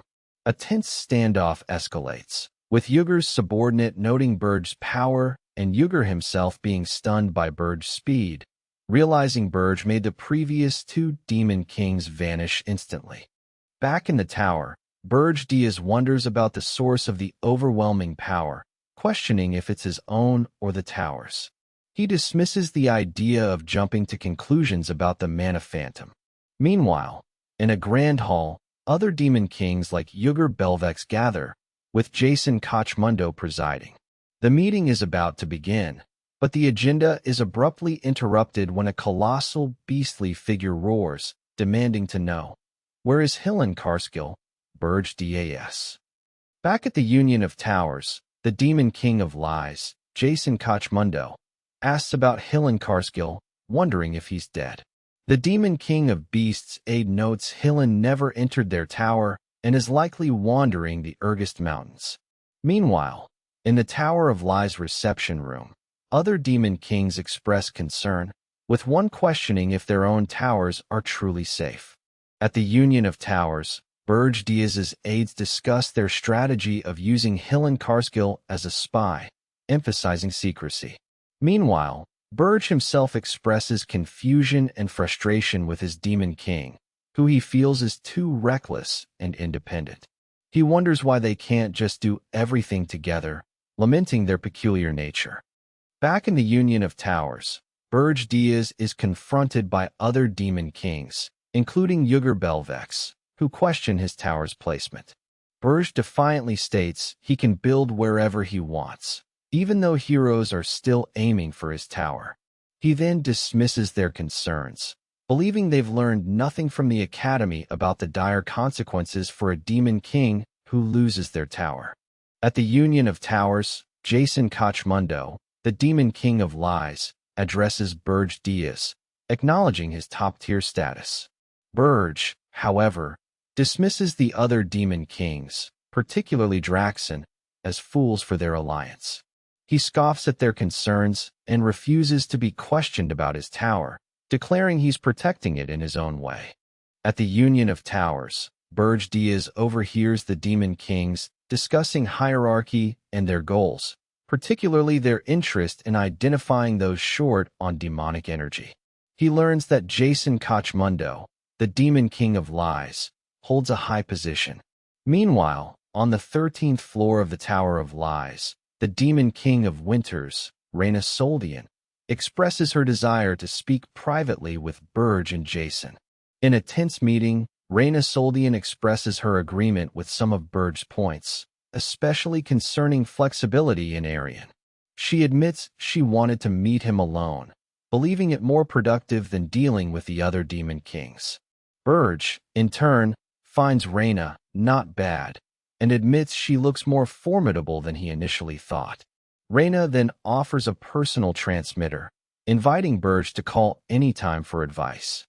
In a grand hall, Berge Diaz discusses the Demon King of Lies, Jason Kochmundo, with Reyna Soldian. Reyna, the Demon King of Winters, expresses her respect for Berge's unconventional approach, finding him more formidable than expected. Meanwhile, back at Berge's tower, Princess Ernan is enthusiastically baking cookies with elemental spirits, offering them to a surprised Gordon Dyrek. Back in Berge's tower, Princess Ernan is happily baking, and her creations are surprisingly delicious, tasting like heaven.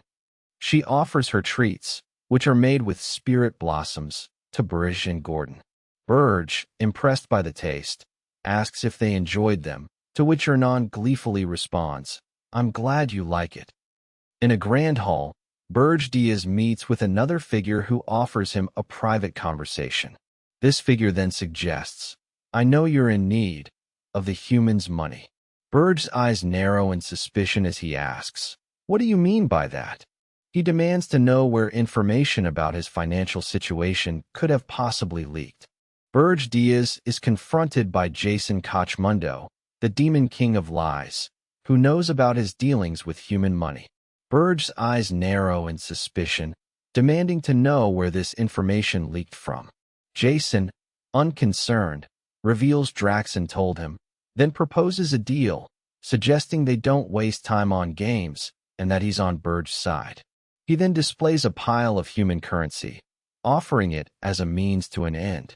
Back in Berje's tower, a sinister scheme unfolds. Berje instructs his subordinate, "Let's get along from now on," as he hands over a hefty sum of gold.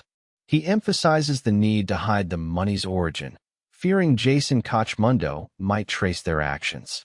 Suddenly, a dark, shadowy figure appears, manipulating strings like a puppeteer, warning they could end up as his puppets.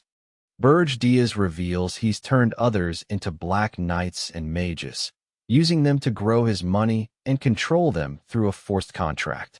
He notes that keeping them alive means it's not a total failure, and he can pay off his debts. Meanwhile, Helen Karskill is shocked to be called a business partner, questioning this new alliance as Berje's plans solidify. Berje Diaz confronts a hero, asserting his dominance and claiming the hero is his slave, not a business partner. The hero, shocked, questions Berje's intentions. Meanwhile, Helen Karskill appears, utterly confused by the situation.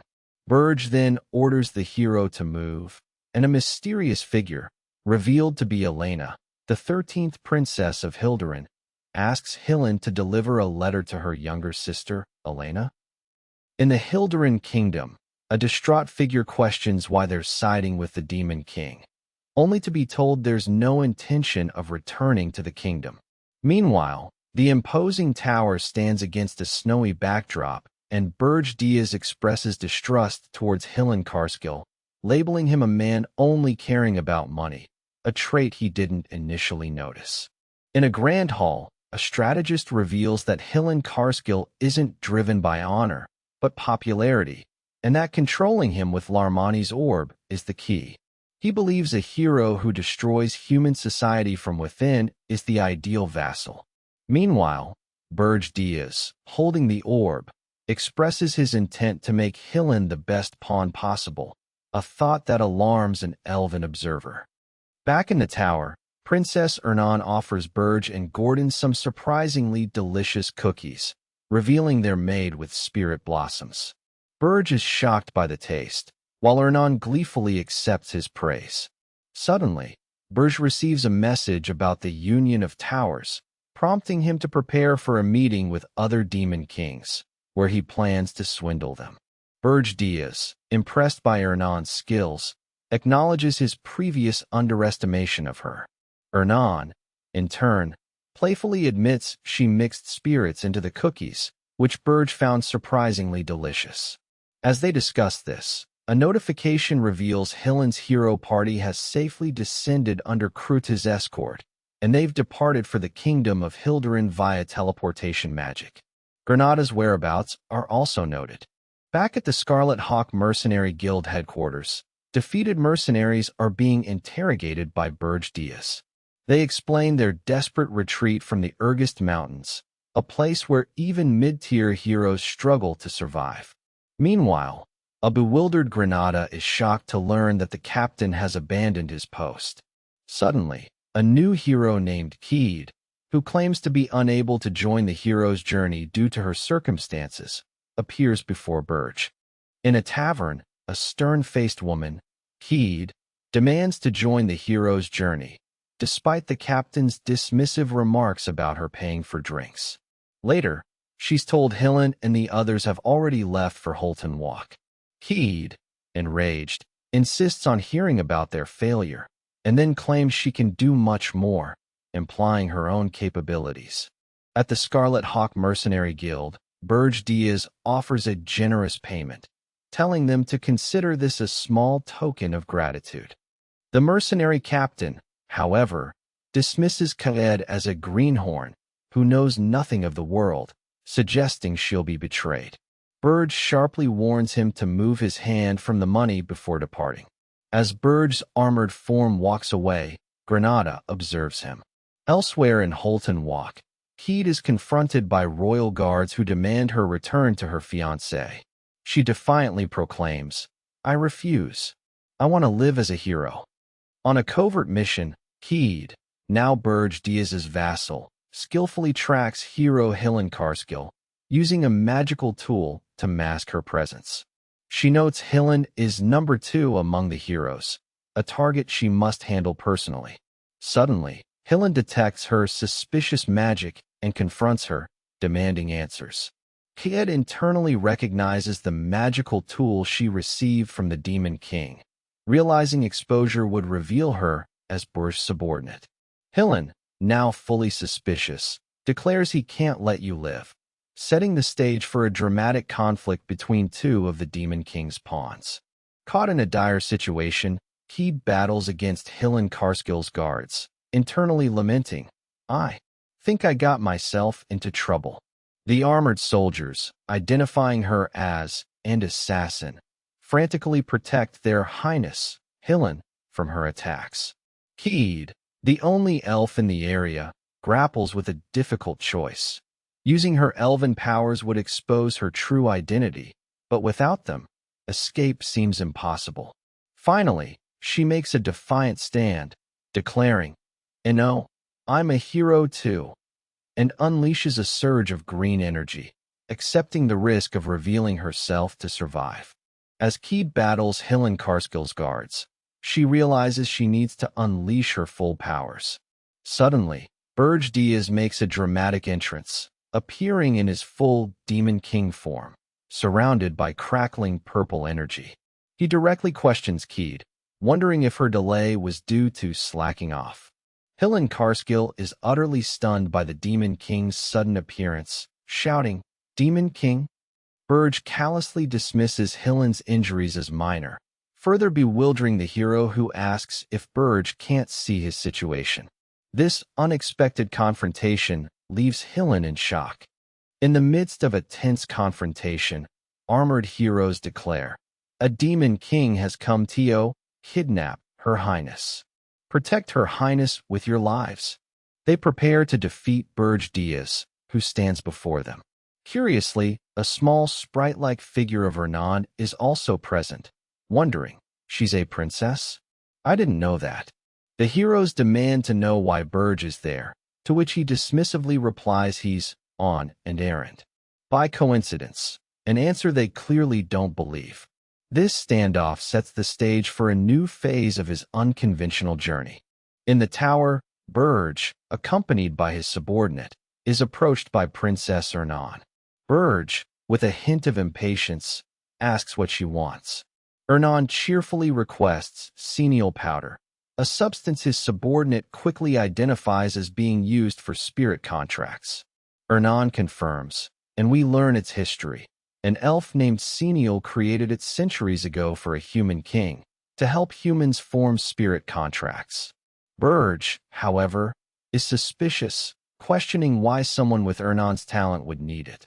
Hernan feigns weakness, citing low mana in the tower, but Berje sees through her act, realizing she's planning a contract with a new, high-ranking spirit. Berje is deep in thought, recalling how Princess Hernan contracted a high-ranking spirit at a remarkably young age in his past life, causing quite a stir. He's amazed she's attempting such a feat 7 years earlier now. Hernan, with a coy smile, admits she wanted to surprise him, making Berje ponder how much living in the tower has changed her. He then takes a cookie, telling Hernan he's heading out, stating he has his own circumstances to attend to. Transforming into his formidable Demon King form, Berje unleashes a burst of purple energy, declaring, "Let's end this real quick," as a hero reacts in shock to his power. Berje unleashes a devastating surge of purple energy, engulfing the area. Amidst the chaos, Coed, the warrior princess, reacts with surprise, thinking, "I suppose a hero is still a hero." Her guards rally around her, shouting, "Your Highness." Heed, radiating a powerful aura, defiantly declares her true calling. She asserts that a hero is a Demon King's natural enemy and proclaims, "I belong not in that suffocating royal palace, but on the battlefield." With newfound resolve, she unleashes her Crescent Moon Slash, a formidable attack. Amidst the clash, Heed unleashes her formidable Crescent Moon Slash, a difficult sword technique passed down through her imperial family. Her determined expression hints at a deeper resolve. We then learn her past. As a low-ranking princess, she was to be sent off to marry a pervert old king. Furious about this unfair fate, Heed trained relentlessly as an imperial swordsmanship instructor. She fights now, not as a princess, but to be acknowledged as a true hero, believing that by defeating a demon king here, she can finally achieve her goal. Heed unleashes her formidable attack, driven by a fierce desire to finally be recognized as a proper hero. She envisions a future where she'll be free from her father's orders and can decide who she'll marry. However, Berje effortlessly deflects her powerful sword aura, calmly stating, "Your sword aura isn't bad." Heed is left utterly bewildered, exclaiming, "Huh?" as her finishing move proves ineffective against the Demon King's casual defense. Berje Diaz, radiating immense power in his true Demon King form, continues to press his advantage. He taunts Heed, asking if a hero like her could truly die so easily. Overwhelmed, Heed finally grasps the terrifying reality of his strength, realizing, so this is a Demon King. With a sinister grin, Berje muses that a princess and a hero, you're useful in more ways than one.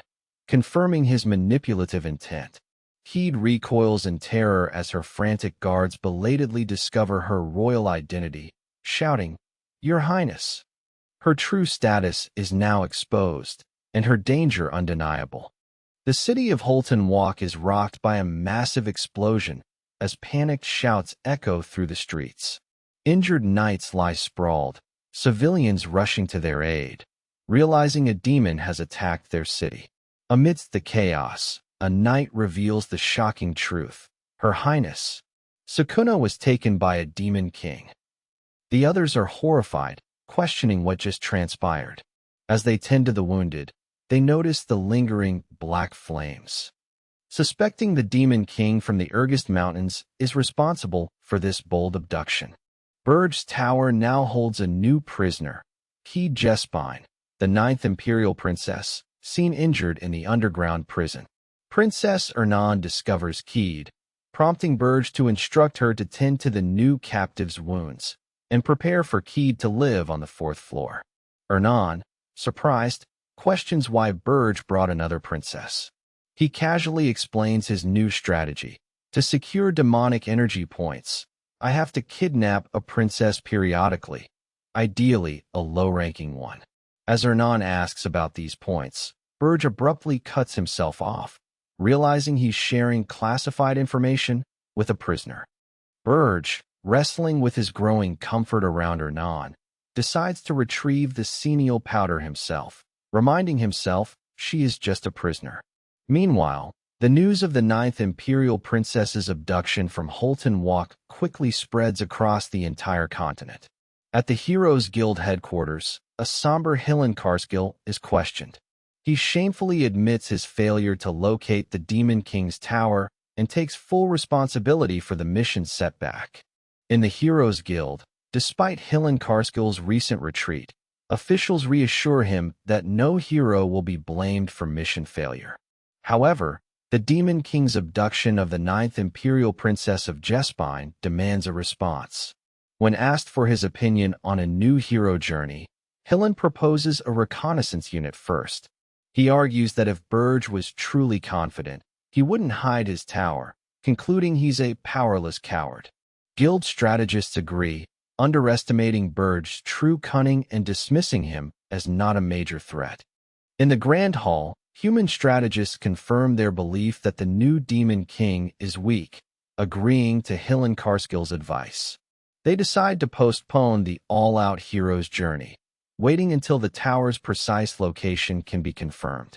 A high-ranking official then smugly asks, "Is this what you wanted, Demon Kings?" implying he's actively using his authority to block the heroes and bought you time. Back in his tower, Berje Diaz reviews Hillen's report, instructing a subordinate to keep watching him, revealing this postponement is all part of his masterful manipulation. Berje Diaz realizes he's already being targeted for an assault, reflecting that Hillen Karskill and Granada's actions are delaying the hero's journey. He reveals he's also been kidnapping elite demons to steadily stack up demonic energy points. Berje considers using Armani's orb to empower Keed as a fighting force, while Lozier continues reinforcing the tower and Krutu expands their influence. He plans for Princess Ernan to contract a high-ranking spirit, believing this will make their tower overwhelmingly powerful. Only then can he finally focus on the outside world and begin his true revenge against the heroes who killed him. Berje Diaz now stands before the impressive Magitech city of Kamer, a place he identifies as overflowing with powerful mages and heroes. He needs to obtain Senial powder from this heavily guarded location. Berje plans to infiltrate the city, hoping to acquire the powder without being discovered. He knows this mission will be incredibly challenging, internally acknowledging it's way too hard. This marks his next dangerous step in the human world. Berje Diaz begins his dangerous mission in the Magitech city of Kamer, entering a seemingly shabby establishment called Jettison's World of Wonders. Inside, he spots a wanted poster for Lozier, the blacksmith hero, before directly asking the shopkeeper for Senial powder. The shopkeeper confirms he has it. Berje reflects that the Akan Kingdom, a hub for heroes and mages, makes even concealed demonic energy risky. He deliberately chose this rundown shop for discretion. The shopkeeper, oblivious to Berje's true nature, enthusiastically declares Berje is in luck, ready to provide the rare powder. Inside Jettison's shop, Berje is offered Senial powder by an overly eager shopkeeper. Berje notes the powder is purple, not the usual green, finding the price expensive. The shopkeeper explains it's a newly developed, confidential type, not yet released to the market, and pressures Berje to buy the rare item now. Berje realizes the shopkeeper knows he can't go elsewhere and is attempting to scam him. With glowing red eyes, Berje internally contemplates, should I kill him, as a door handle rattles nearby. In Jettison's shabby shop, Berje is startled by the arrival of the dwarven Princess Louise Werft, who immediately complains about Lozier's choice of hiding spots, calling him a motherfucker. Berje, hiding in plain sight, recognizes her nasty attitude and realizes a magical tool he used earlier prevents her from recognizing him. Louise then turns to the shopkeeper, claiming to have a sickness that compels her to sell items, clearly trying to extract information about Lozier's whereabouts from the unwitting merchant. In Jettison's shop, the shopkeeper grows defiant, refusing to sell Berje the powder unless he buys something else first. Jettison, scared but trying to assert himself, brandishes a knife, attempting to threaten Berje back. He nervously explains he'll only talk if Berje buys something, fearing he'll be stabbed otherwise. Berje remains unfazed by this desperate bluff. Suddenly, Berje finds himself surrounded by Princess Louise's guards. Louise, witnessing the confrontation, bursts into laughter, finding the interaction between the disguised Demon King and the terrified shopkeeper utterly amusing, completely oblivious to the true danger. Princess Louise laughs, amused by the shopkeeper's antics as he tries to sell Berje Archaw powder, claiming it's great for dwarves. Berje, however, recognizes it as the Senial powder he needs and agrees to the 3 gold price. After the purchase, Berje, still disguised, subtly questions the shopkeeper about any recent dwarven visitors named Lozier.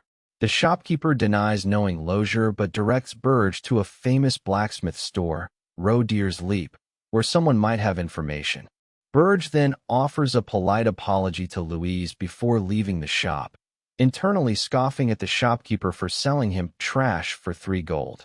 Berje, subtly amused, compliments Jettison for selling him trash for 3 gold. The shopkeeper, believing he outsmarted Berje, then attempts to sell him another secret. Berje, surprisingly impressed by Jettison's persistent scamming skills, instead orders him to the Golden Moon Merchant Guild. A stunned Jettison questions why he should go to a bankrupt guild, but Berje, with a chilling grin, reveals his leverage. The person Jettison scammed earlier was none other than Princess Louise Werft, a revelation that sends a powerful shockwave through the shopkeeper. Jettison is utterly stunned, realizing his last customer was Princess Louise Werft, and nervously asks Berje what he wants. Berje reaffirms his offer to hire Jettison for the Golden Moon Merchant Guild, even offering a monthly salary. He then threatens to bring the furious princess back if Jettison refuses. Initially terrified, Jettison quickly turns defiant, believing Berje is bluffing. He boldly challenges the Demon King to try, to which Berje simply responds, "Sure," accepting the merchant's foolish dare. Berje Diaz has accepted Jettison's challenge, agreeing to bring Princess Louise back. With a chilling "sure," Berje calmly exits the shop, leaving the merchant to his fate. Left alone, Jettison's bravado quickly crumbles. The shop is engulfed in a menacing red glow as a terrifying, shadowy presence looms, petrifying the merchant with demonic energy. Jettison lets out a blood-curdling scream, fully realizing the Demon King's power. The narrative continues in Chapter 16 as Berje walks away, having secured the senile powder for his next move. Still in the city, Berje stands with the green senile powder, reflecting on the shopkeeper. Princess Louise reappears, surprised he's still here. She then thanks Berje for helping her get a refund, to which he calmly replies, "That's good." When Louise asks about the shop owner, Berje casually mentions he was only able to give him a light beating. This enrages Louise, who screams Berje should have ripped his heart out. Berje notes her familiar temper. Louise then asks if he's looking for Lozier, showing him a distinctive necklace. Princess Louise, still fuming, confronts Berje Diaz, showing him a unique necklace. Berje immediately recognizes it as a masterfully crafted badge, providing access to the Dwarven Kingdom's deepest areas, deciding to take it. As he does, Louise's guards panic, calling for reinforcements, while Louise screams, "I'm not going to let him go." Berje reflects on Lozier's significant growth and strength during his hero's journey, realizing this immense power was precisely what he wanted. He even muses that a direct confrontation with Lozier would be a challenging fight. Berje strategizes, realizing he needs to develop his powers to achieve his revenge. He sets his sights on Ormouth, the location of the Beast Tower. He envisions Princess Louise Werft and Demon King Draxen Doldop locked in a fierce battle, revealing his cunning plan to seize the summoning beast's heart amidst their conflict. Back at his tower, Berje confirms his fusion with the Mana Phantom has granted 2 new functions: remote tower use and item transfer. With these new capabilities, he entrusts Gordon with the tower as he departs for his next crucial mission. Inside his tower, Berje Diaz meticulously prepares his allies and defenses. He delivers valuable senile powder to Princess Ernan, emphasizing its careful use for contracting high-ranking spirits. Meanwhile, Berje sets conditions for Keed's training, instructing her to be taught swordsmanship on the 4th floor. Keed defiantly tests her skills against Berje, who effortlessly blocks her attack, before ordering the installation of a powerful Hell Forge on the 1st floor. He then directs Lozier to further reinforce the 1st floor with advanced, bewildering dwarven machinery, preparing his tower for an unprecedented challenge. Lozier Friedrich, the dwarven hero, joyfully pledges to serve Berje well. Berje then checks on the Pearl Orcs, learning they've successfully unified 3 tribes, doubling their numbers and now dominating the mountains. He instructs Gordon to manage them, then leaves the tower, now equipped with a new Shadow Moon cloak. This cloak allows him to move freely, using mana and black magic undetected. Berje then considers sending a message to Granada, while a subordinate reacts with surprise to his plan to buy old slaves. Berje continues his subtle manipulation in the human world, confronting a terrified Jettison. He reminds the con man of his past scam against Princess Louise Werft, threatening him with an assassin if he doesn't report to the Golden Moon Merchant Guild within a month. The scene then transitions, showing crumbling interiors before landing in Holton Walk's training grounds, where a new figure observes heroes. Finally, Granada expresses his deep concern, realizing Berje likely intends to drag his people into the Demon King's grasp and use them as spies, just like himself. In the human world, Granada is visibly stressed, wondering if Berje deliberately assigned him this difficult mission. Meanwhile, the mercenary squad, tasked with working alongside him, whispers in confusion, questioning why their vice-captain is making them learn elf swordsmanship. They complain about Granada's age and constant bragging, even considering abandoning the mission. Despite his reluctance, Granada rationalizes his situation, concluding that being under the Demon King is far better than suffering as a human slave. With a renewed sense of purpose, he unleashes his elven magic, ready to fulfill his role. In the human world, Granada intensifies his training with the mercenaries, binding one by magic and humiliating him. The mercenary captain begs for mercy, crying, "I am sorry. I was wrong," as others mock him. Later, Granada converses with Berje via a holographic screen, learning Berje is now seeking treasure. The scene then dramatically shifts to the lush Ormith Rainforest Kingdom, where Princess Louise Werft receives an urgent warning. Ormith's march will commence immediately, signaling a brewing conflict in Berje's next destination. Princess Louise Werft, navigating the Ormith Rainforest, expresses frustration over finding Losier, dismissing her guards' concerns about entering the Beast Demon King's territory. She asserts her royal family's immunity, citing the historical repercussions of angering a dwarf princess. Louise's determination to find Losier overrides all warnings, even threatening her own subordinates. Suddenly, an urgent alarm sounds within the demon realm. Princess Louise is directly approaching the Beast Mountain region. This unexpected move throws demons into a panic, signaling the brewing conflict. Draxon, the Demon King of Beasts, is in a fury, questioning why that crazy princess, Louise, is suddenly heading toward his domain. He fears she's discovered his secret, the heart of the summoning beast, a volcanic source of pure mana he's been excavating, which promises the strongest power. With his excavation in its final stage, Draxon desperately orders his forces to stop Louise from getting close. However, he strictly forbids them from harming her, a command his cat-eared subordinate finds difficult, prompting Draxon's furious retort, "Do you have a death wish?" In the Ormith Rainforest Kingdom, Princess Louise Werft boldly enters forbidden territory. Ormith's second prince, Max Ormith, confronts her, warning that the palace already cautioned against entering the Demon King's dangerous lands. Louise defiantly brushes off his concerns, declaring, "As if they can touch me," and vowing not to leave until she finds Losier. Meanwhile, Berje Diaz, observing, internally calls dwarves really stupid. He recalls a past war where the Jespine Kingdom, under a demon king, profited by selling supplies to heroes, hinting at the systemic flaws he plans to exploit.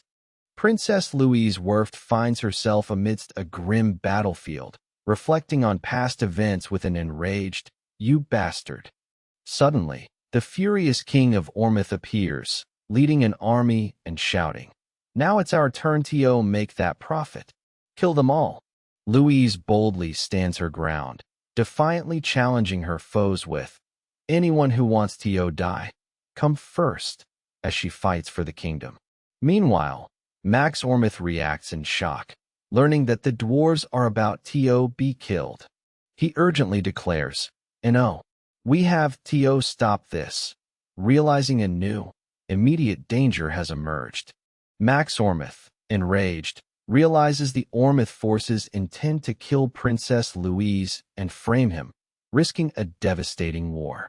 He urgently commands his monsters and demons to stop them and protect Louise. The battle immediately erupts in the Ormith Rainforest, with Max personally joining the bloody melee, fighting with a golden aura.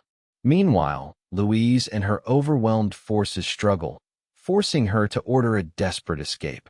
Frustrated, she vows to make her enemies pay for this humiliation. Disguised, Berje faces a fierce attack from an Ormith warrior who boasts of ending the fight with a single blow.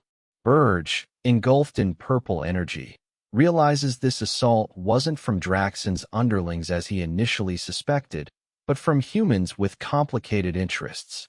He confirms his magical disguise is still active, thinking he's going to make a prince pay for trouble. As other warriors recognize him as an upper-ranked demon, they prepare to kill the princess while one attempts to hold Berje off, unaware of his true power and cunning plan. Amidst the chaos of the Ormith rainforest, Max Ormith is struck by a powerful attack, sending rocks flying as he cries out in distress. Enraged, he unleashes his golden aura, challenging his attacker. "How dare you? Do this while I'm here." Meanwhile, Princess Louise Werft, also glowing with fierce energy, scolds, "You dare look elsewhere," as she finds herself surprised by the speed of a dwarven opponent. Max, realizing the escalating conflict, decides, "I guess I need to deal with that crazy princess first." As Berje, cloaked and radiating immense purple energy, prepares to join the unfolding battle. Caught in the Ormith rainforest, Berje is shockingly suppressed by purple energy, bewildered and questioning if she bound him with demonic power. As Princess Louise Werft unleashes a fiery attack, Berje subtly hides his presence amidst the chaos. Louise, now on the ground, rages at the surrounding soldiers. How dare a mere dwarf lay hands on the prince? She fiercely defends herself, threatening to send her attackers to the afterlife, while her loyal guards desperately move to cover their princess. Berje watches the chaotic battle in the Ormith rainforest, where Princess Louise fights amidst flying rocks and golden auras. From his perch, Berje ensures Louise's survival, declaring, "That should keep you from dying." With a sinister grin, he thinks, "Take the bait," as the scene rewinds to reveal the beast tower emanating powerful purple energy 5 minutes earlier. Draxon, the demon king of beasts, then reacts in shock, exclaiming, "Demonic energy?" His subordinate echoes his alarm, confirming Berje's cunning trap for Draxon has been sprung. In the Ormith rainforest, Draxon, the demon king of beasts, is enraged to discover that elite demons, not his own vassals, have been sent into his territory by another demon king. He grows suspicious, noting the impossibly perfect timing of this intrusion amidst Princess Louise's ongoing battle. Draxon urgently demands updates on Louise's status and the intruding demon. His subordinate reports that Louise is already surrounded by Ormith soldiers. Draxon, shocked, realizes with growing dread that this escalating conflict might be a repeat of a devastating full-scale war from centuries past, his fury turning to palpable concern. The conflict in the Ormith rainforest intensifies as Draxon's subordinate reports Princess Louise is already surrounded by Ormith soldiers, admitting, "We tried to save her, but..." Draxon, frustrated, realizes he still lacks the means to stop the escalating chaos. His subordinate then reveals Louise single-handedly caused a massacre, making it impossible to save her. Enraged by the report, Draxon lashes out at his subordinate. He then discovers the shocking news. Princess Louise herself killed the second prince of Ormith, leaving Draxon to weigh the consequences. He debates whether to kill the remaining Ormith warriors, realizing the blame for murder wouldn't yield the same demonic energy as kidnapping. In the chaotic Ormith rainforest, Draxon decides to spare the remaining Ormith warriors, ordering his subordinates to let them live so they can testify and prevent him from being framed. But his fury quickly returns as his forces still haven't found the intruding demon. Calling their efforts pathetic, Draxon activates ultrasensory amplification, a technique to maximize his senses.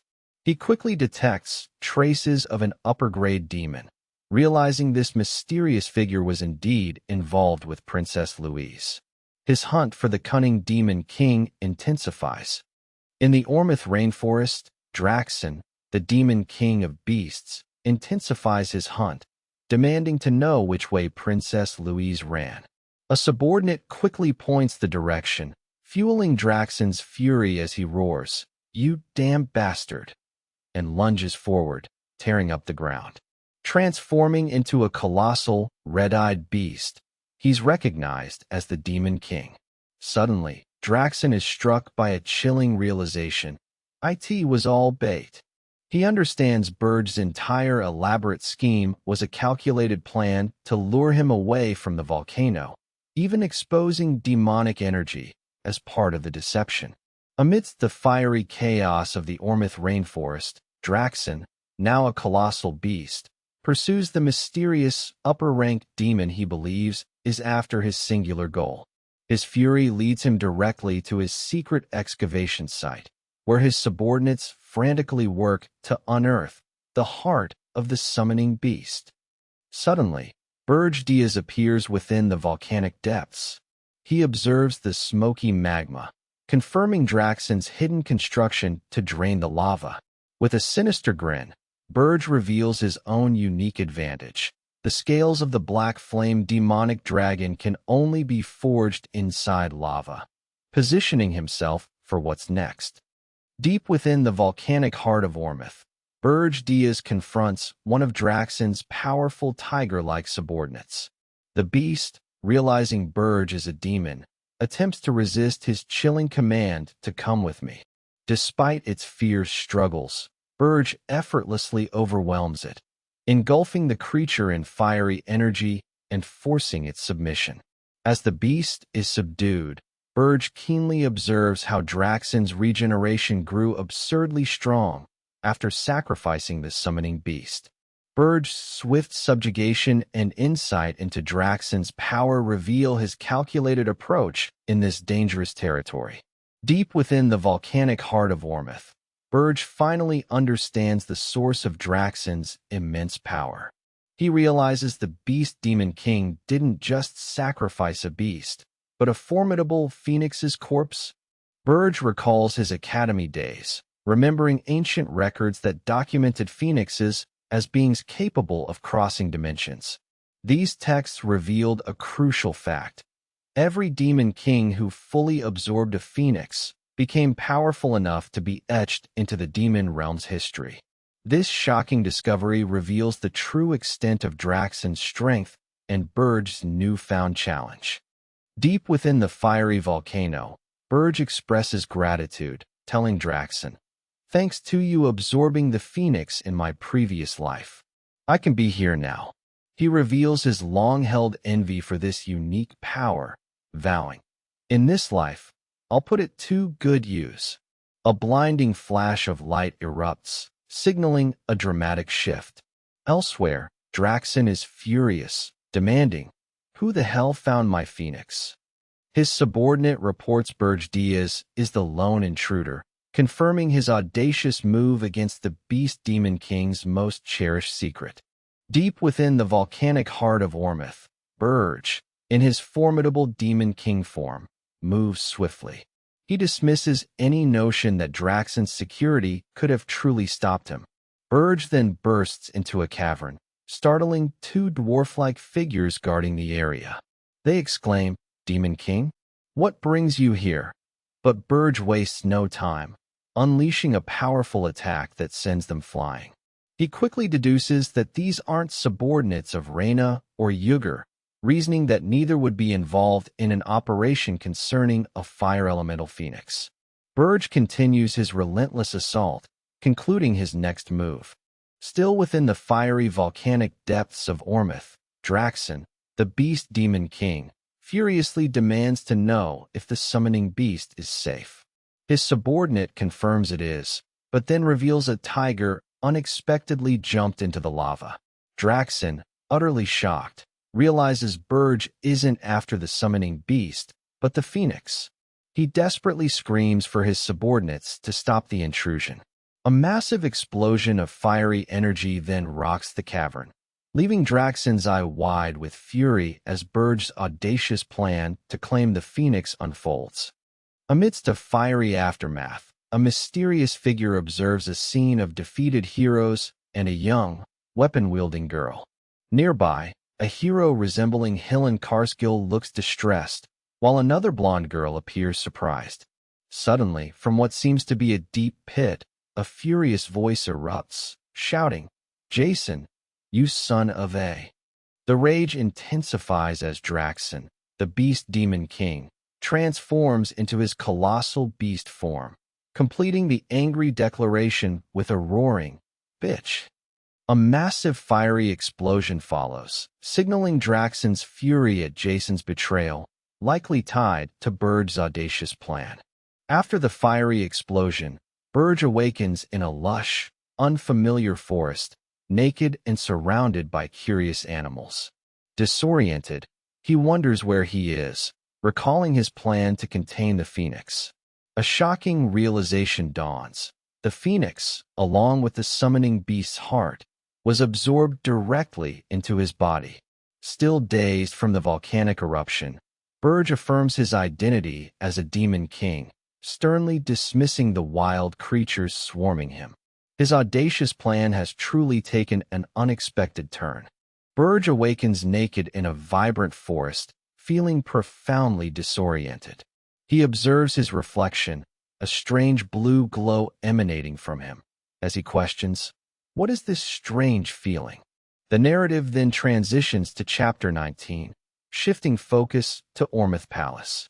Here, Princess Louise reflects on Prince Mark and other brave warriors who met their end.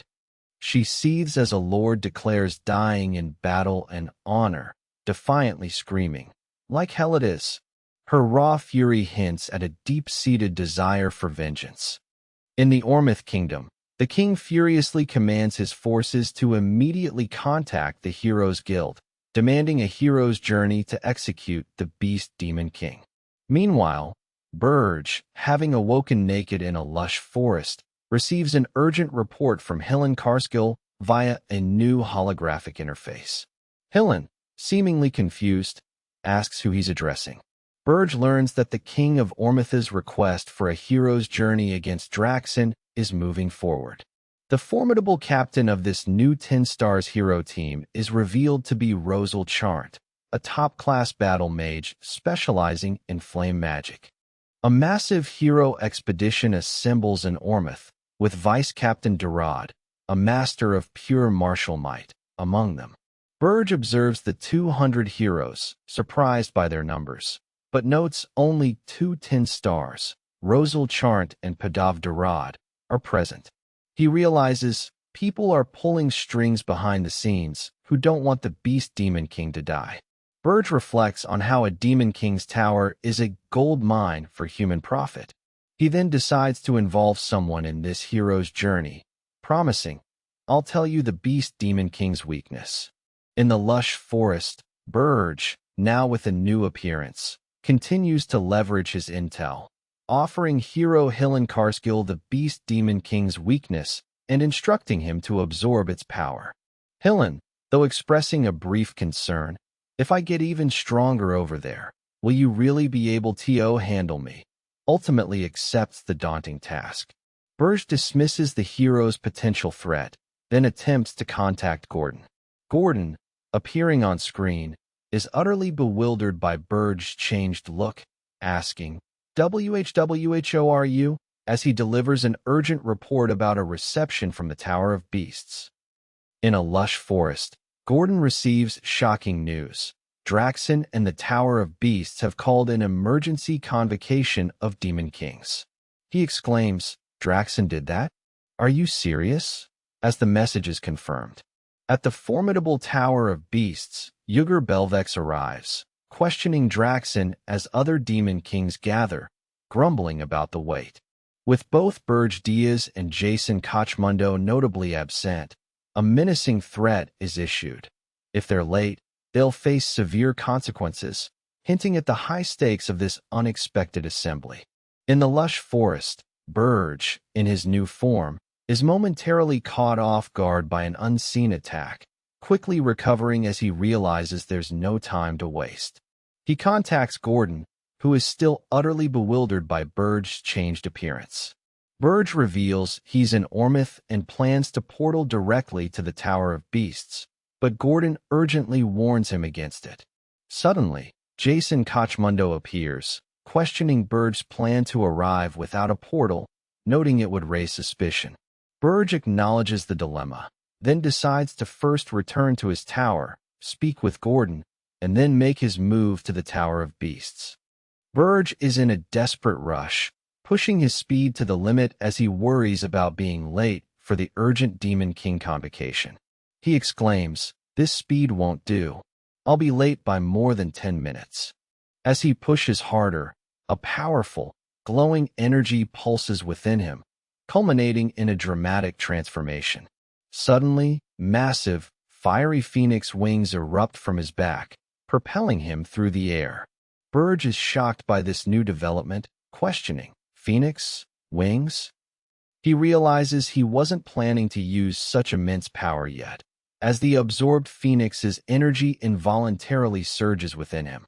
Berje, still in his new form, makes a shocking discovery. A tiny, living phoenix glows within his heart. He questions if this explains the animals that swarmed him earlier. Suddenly, he's propelled through the sky at an uncontrollable speed, surrounded by a flurry of fiery golden energy. Berje strains, utterly overwhelmed, exclaiming, "W8. This is too fast." He grapples with the raw, untamed force, realizing he's completely lost control as the immense power launches him across the snowy landscape, heading for an unknown destination. A massive energy blast erupts from Berje's tower, coinciding with his struggle to control the absorbed phoenix's raw power. Now in his new form, Berje grapples with the immense force, realizing he can't fully control it yet. He resolves to proceed carefully until he can tame the phoenix.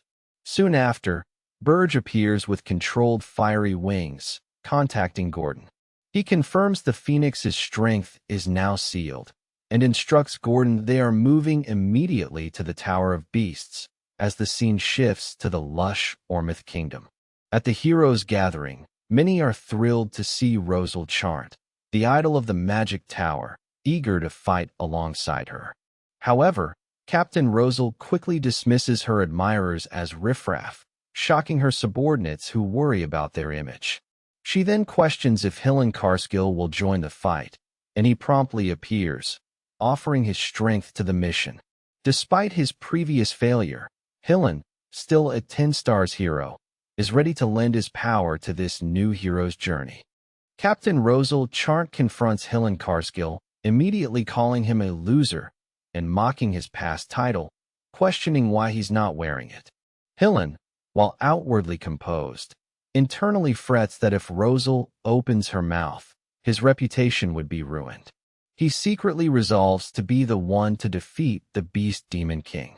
Rosal, still dismissive, warns Hillen to stay out of her way, to which he outwardly agrees. However, Hillen's inner thoughts reveal his true ambition. The Beast Demon King's head is mine. With their rivalries simmering, Hillen and other heroes step through a swirling purple portal, commencing their journey to the Beast Tower. Berje Diaz and Jason Kochmundo arrive at the Tower of Beasts, just making it in time for the emergency convocation. Draxon, in his beastly form, greets them, confirming their punctuality. Jason reassures the assembled demon kings he'll explain the details once they're inside. Once on the top floor, Yugur Belvex immediately confronts Draxon, demanding to know why he called such an urgent meeting. Jason begins to address the group, mentioning the Demon King of Lust in Ormith and hinting at a deeper, shared problem, subtly probing their honesty. The stage is set for a tense discussion. At the Union of Towers, Jason Kochmundo exposes Berje's audacious schemes, revealing he sent a high-ranking demon into Draxon's territory, stole the Phoenix corpse, and even caused the Ormith Prince's death. Draxon, enraged by these revelations, vows, "I'm not dying alone. I'll kill that traitor." transforming into a colossal beast. Meanwhile, the concept of a black box within every tower is introduced, recording a demon king's every action. Berje is shocked by this discovery, realizing if Draxen opens his tower's black box, all his unconventional plans will be exposed, noting he needs permission from the tower's owner to access one. At the tense union of towers, Draxen, in his formidable beast form, demands permission to access the black box of the Demon King behind the recent chaos. He challenges everyone present, implying any hesitation reveals the true culprit. Berje internally seethes at Draxen's pointed accusation. One by one, Reyna, Jason, and Yuger grant permission. Finally, Berje Diaz, maintaining his composure, also gives his consent. With all approvals secured, Draxen declares the meeting concluded, promising to share the results separately as the room hangs in anticipation. After the tense meeting, Berje Diaz learns Draxen plans to use a costly black box key to expose him and Jason once the hero's journey fails. Realizing the immense demonic energy required for such a key, Berje vows to act first. With a determined glare, he declares he must deal with Draxen before he can open any black boxes.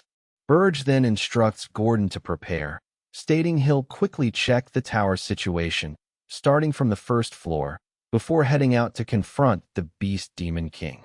On the tower's first floor, Lozier Friedrich proudly unveils his ultimate creation to Berje Diaz, shouting, "How is it, Demon King?" Lozier, now calling himself First Floor Boss, stands atop the colossal Inferno Catapult Mark I, a magic cannon born from the Demon King's Forge of Hell. He boasts it's his greatest masterpiece, capable of devastating multi-elemental attacks, terrain manipulation, and even absorbing mana. Berje's subordinate expresses concern over Lozier's increasing madness, but Berje, observing the weapon's power, simply decides to let's see just how far he can go. Lozier's unpredictable genius is now fully unleashed. In Berge's tower, Lozier Friedrich, now proudly calling himself the First Floor Boss, cheers excitedly about his colossal Inferno Catapult Mark I, promising to build more. Berje, observing, decides to let Lozier demonstrate his full potential. Moving to the second floor, we find Keyed Jespine, revealed as the second floor boss. She unleashes a powerful green energy attack on Berje, defiantly declaring, "I told you, I'd make you regret training me, didn't I?" Berje deflects her assault, seemingly unimpressed, noting, "You haven't changed." This intense confrontation reveals the true extent of Keyed's growth and her challenge to the Demon King. Keyed, brimming with confidence, declares, now it starts for real, as she unleashes her full Jespine combat sword technique, the formidable Crescent Moon Shatter. Her powerful light blast strikes, but Berje remains unfazed. He coolly remarks, "You've improved a little, but you still need more training," before manifesting his own potent dark energy. Keyed is utterly stunned, exclaiming, This can't be. You counteracted my technique so easily." Her finishing move was effortlessly dismissed, signaling Berge's overwhelming power, as we see his imposing tower in the snowy mountains. Back in Berge's tower, Gordon explains to a surprised Berje that Princess Keyed was temporarily moved to the first floor. This was because Princess Ernan began a powerful summoning ritual on the fourth floor, prompting Berje to question, "Is summoning?" On the fourth floor, Ernan Hilderin, now designated fourth floor boss, utilizes the Senial Powder. Surrounded by glowing runes and elemental spirits, she successfully initiates a blood contract, binding herself to a great spirit of water, guardian of water, signifying a major new power for the tower. On the tower's fourth floor, Princess Ernan Hilderin continues her powerful summoning ritual. Blood droplets fall into a glowing magic circle, symbolizing a deep connection as she declares, "Soul and soul, I form a contract." With intense focus and strain, Ernan calls out, In the name of Renan Hilderin, I ask, please answer my call. A brilliant light erupts, and from a torrent of water, the majestic great spirit of water, Nerunial, fully materializes. This powerful new ally emerges, ready to bolster Berge's tower defenses. From within the torrent of water, Nerunial, the great spirit of water, fully materializes. She expresses surprise to find someone talented enough to summon her inside a Demon King's tower, before acknowledging it as a good development. Nerunial then formally declares, I, Nerunial, acknowledge the human Renan Hilderin as my sole companion. Completing their profound contract, Renan is enveloped in the spirit's power, seemingly floating in a serene, watery embrace. Afterward, Berje is seen gently carrying a resting Renan through a lush, rainy landscape, indicating the successful, albeit exhausting, completion of the powerful ritual. In a serene, grassy field, Berje holds Renan's hand, commending her good work after her successful spirit contract. A flustered Renan attributes her achievement to the senile powder Berje provided. Then, with a blush and a heart-filled background, she unexpectedly blurts out, I love you, Demon King. Immediately, Renan's eyes widen in shock and panic, screaming, No. That wasn't me, as Berje reacts to her sudden, disavowed confession. This unexpected outburst hints at a complicated new dynamic between them. Renan desperately denies her sudden confession to Berje, but he quickly realizes her newly summoned spirit, Nerunial, is the true culprit. The high-ranking water spirit cheekily admits to speaking Renan's feelings, even revealing her hobby is reading forbidden love romance novels.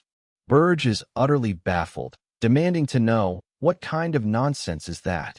A mortified Renan is left flustered as Nerunial casually reveals that their pure love story is already famous in the spirit realm, much to everyone's awkward surprise. In a serene meadow, Renan, the great spirit of water, is surprised to be summoned by a human.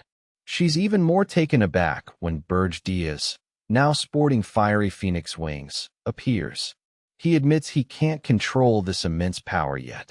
Meanwhile, in a fiery landscape, Berje confronts a furious Draxen, the beast Demon King, who's furious about Berje's betrayal. Draxen roars, You damn bastard, as Berje reveals his plan to absorb the phoenix, a move that has now unleashed this uncontrollable power within him. Back at Berge's tower, a concerned Gordon is alarmed by the news of a Demon King convocation. Berje, now sporting fiery phoenix wings, struggles to control his new power as he heads to the Tower of Beasts.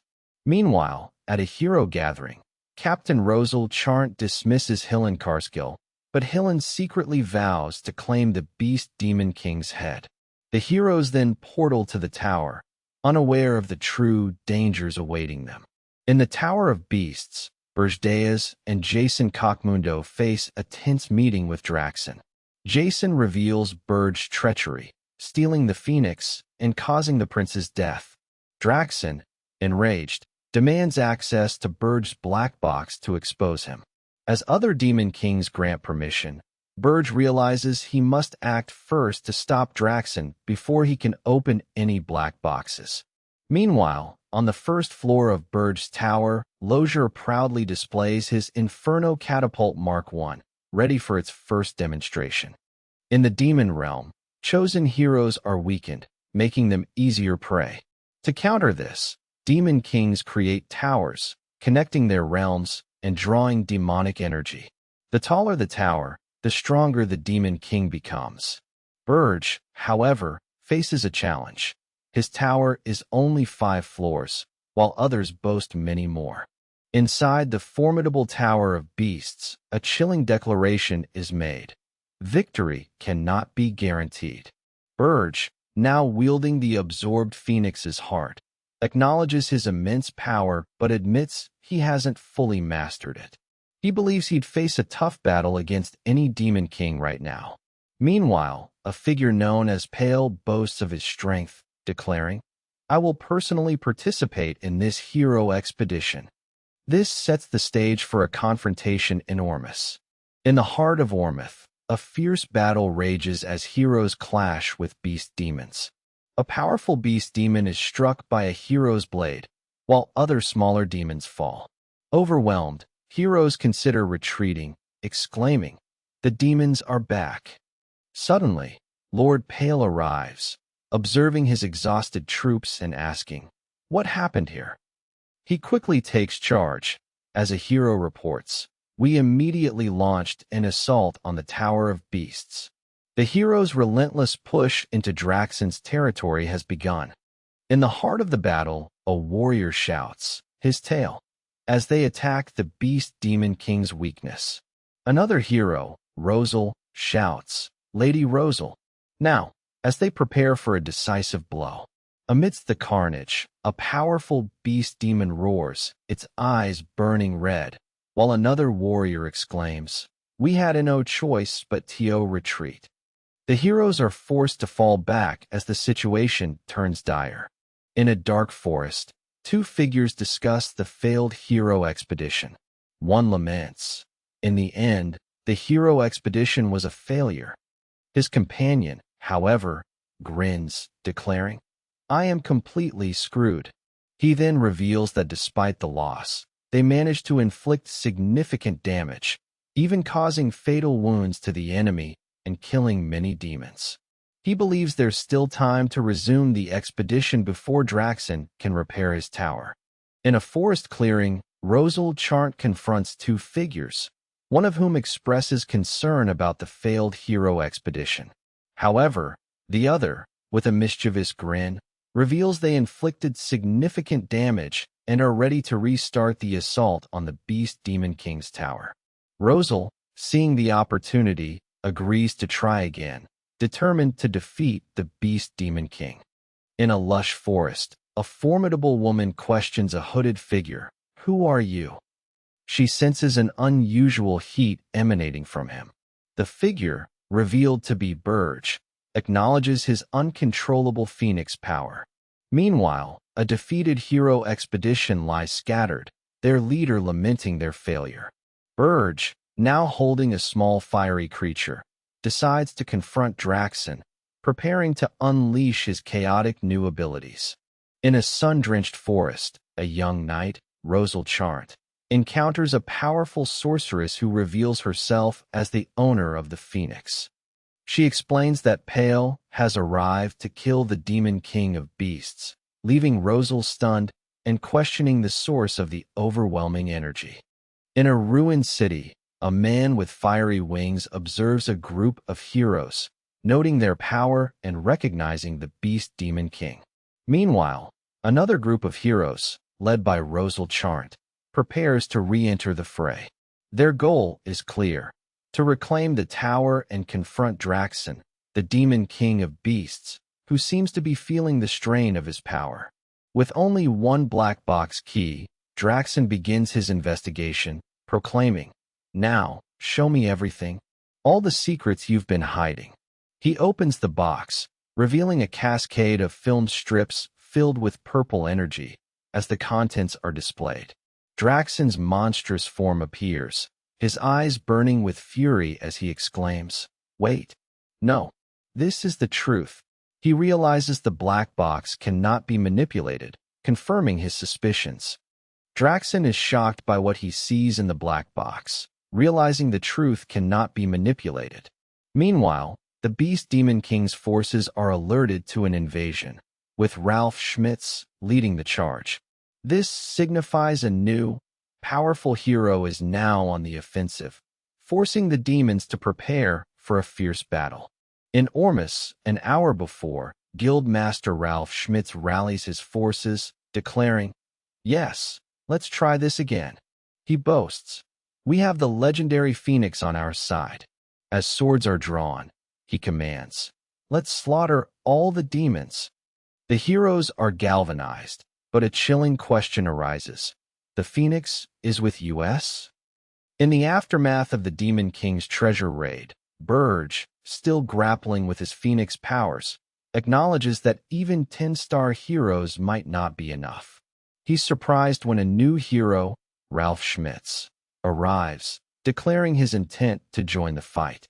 This seasoned warrior, radiating immense power, seems to be the reinforcements Berje desperately needs.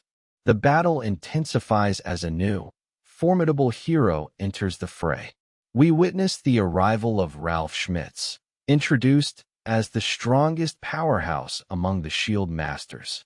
He fearlessly acts as the vanguard for this revenge mission, deflecting attacks from multiple aggressive beast demons.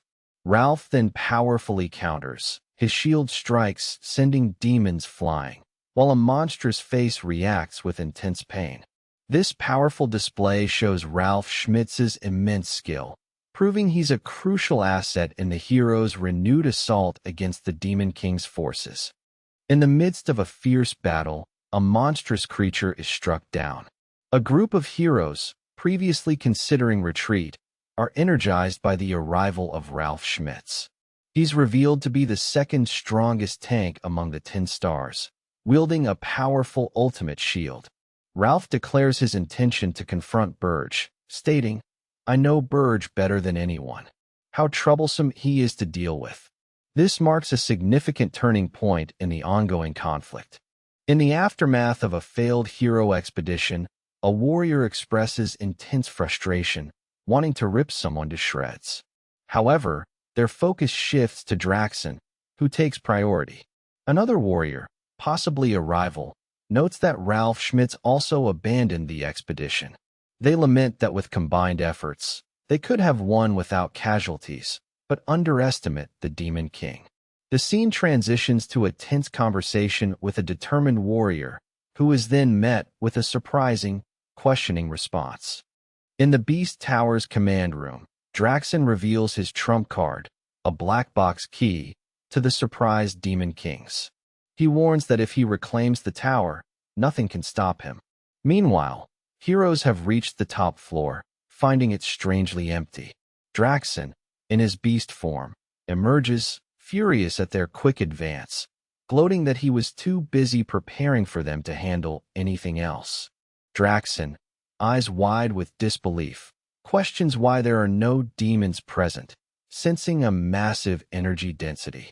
He's shocked by the truth revealed in the black box, realizing he must eliminate the heroes in one go.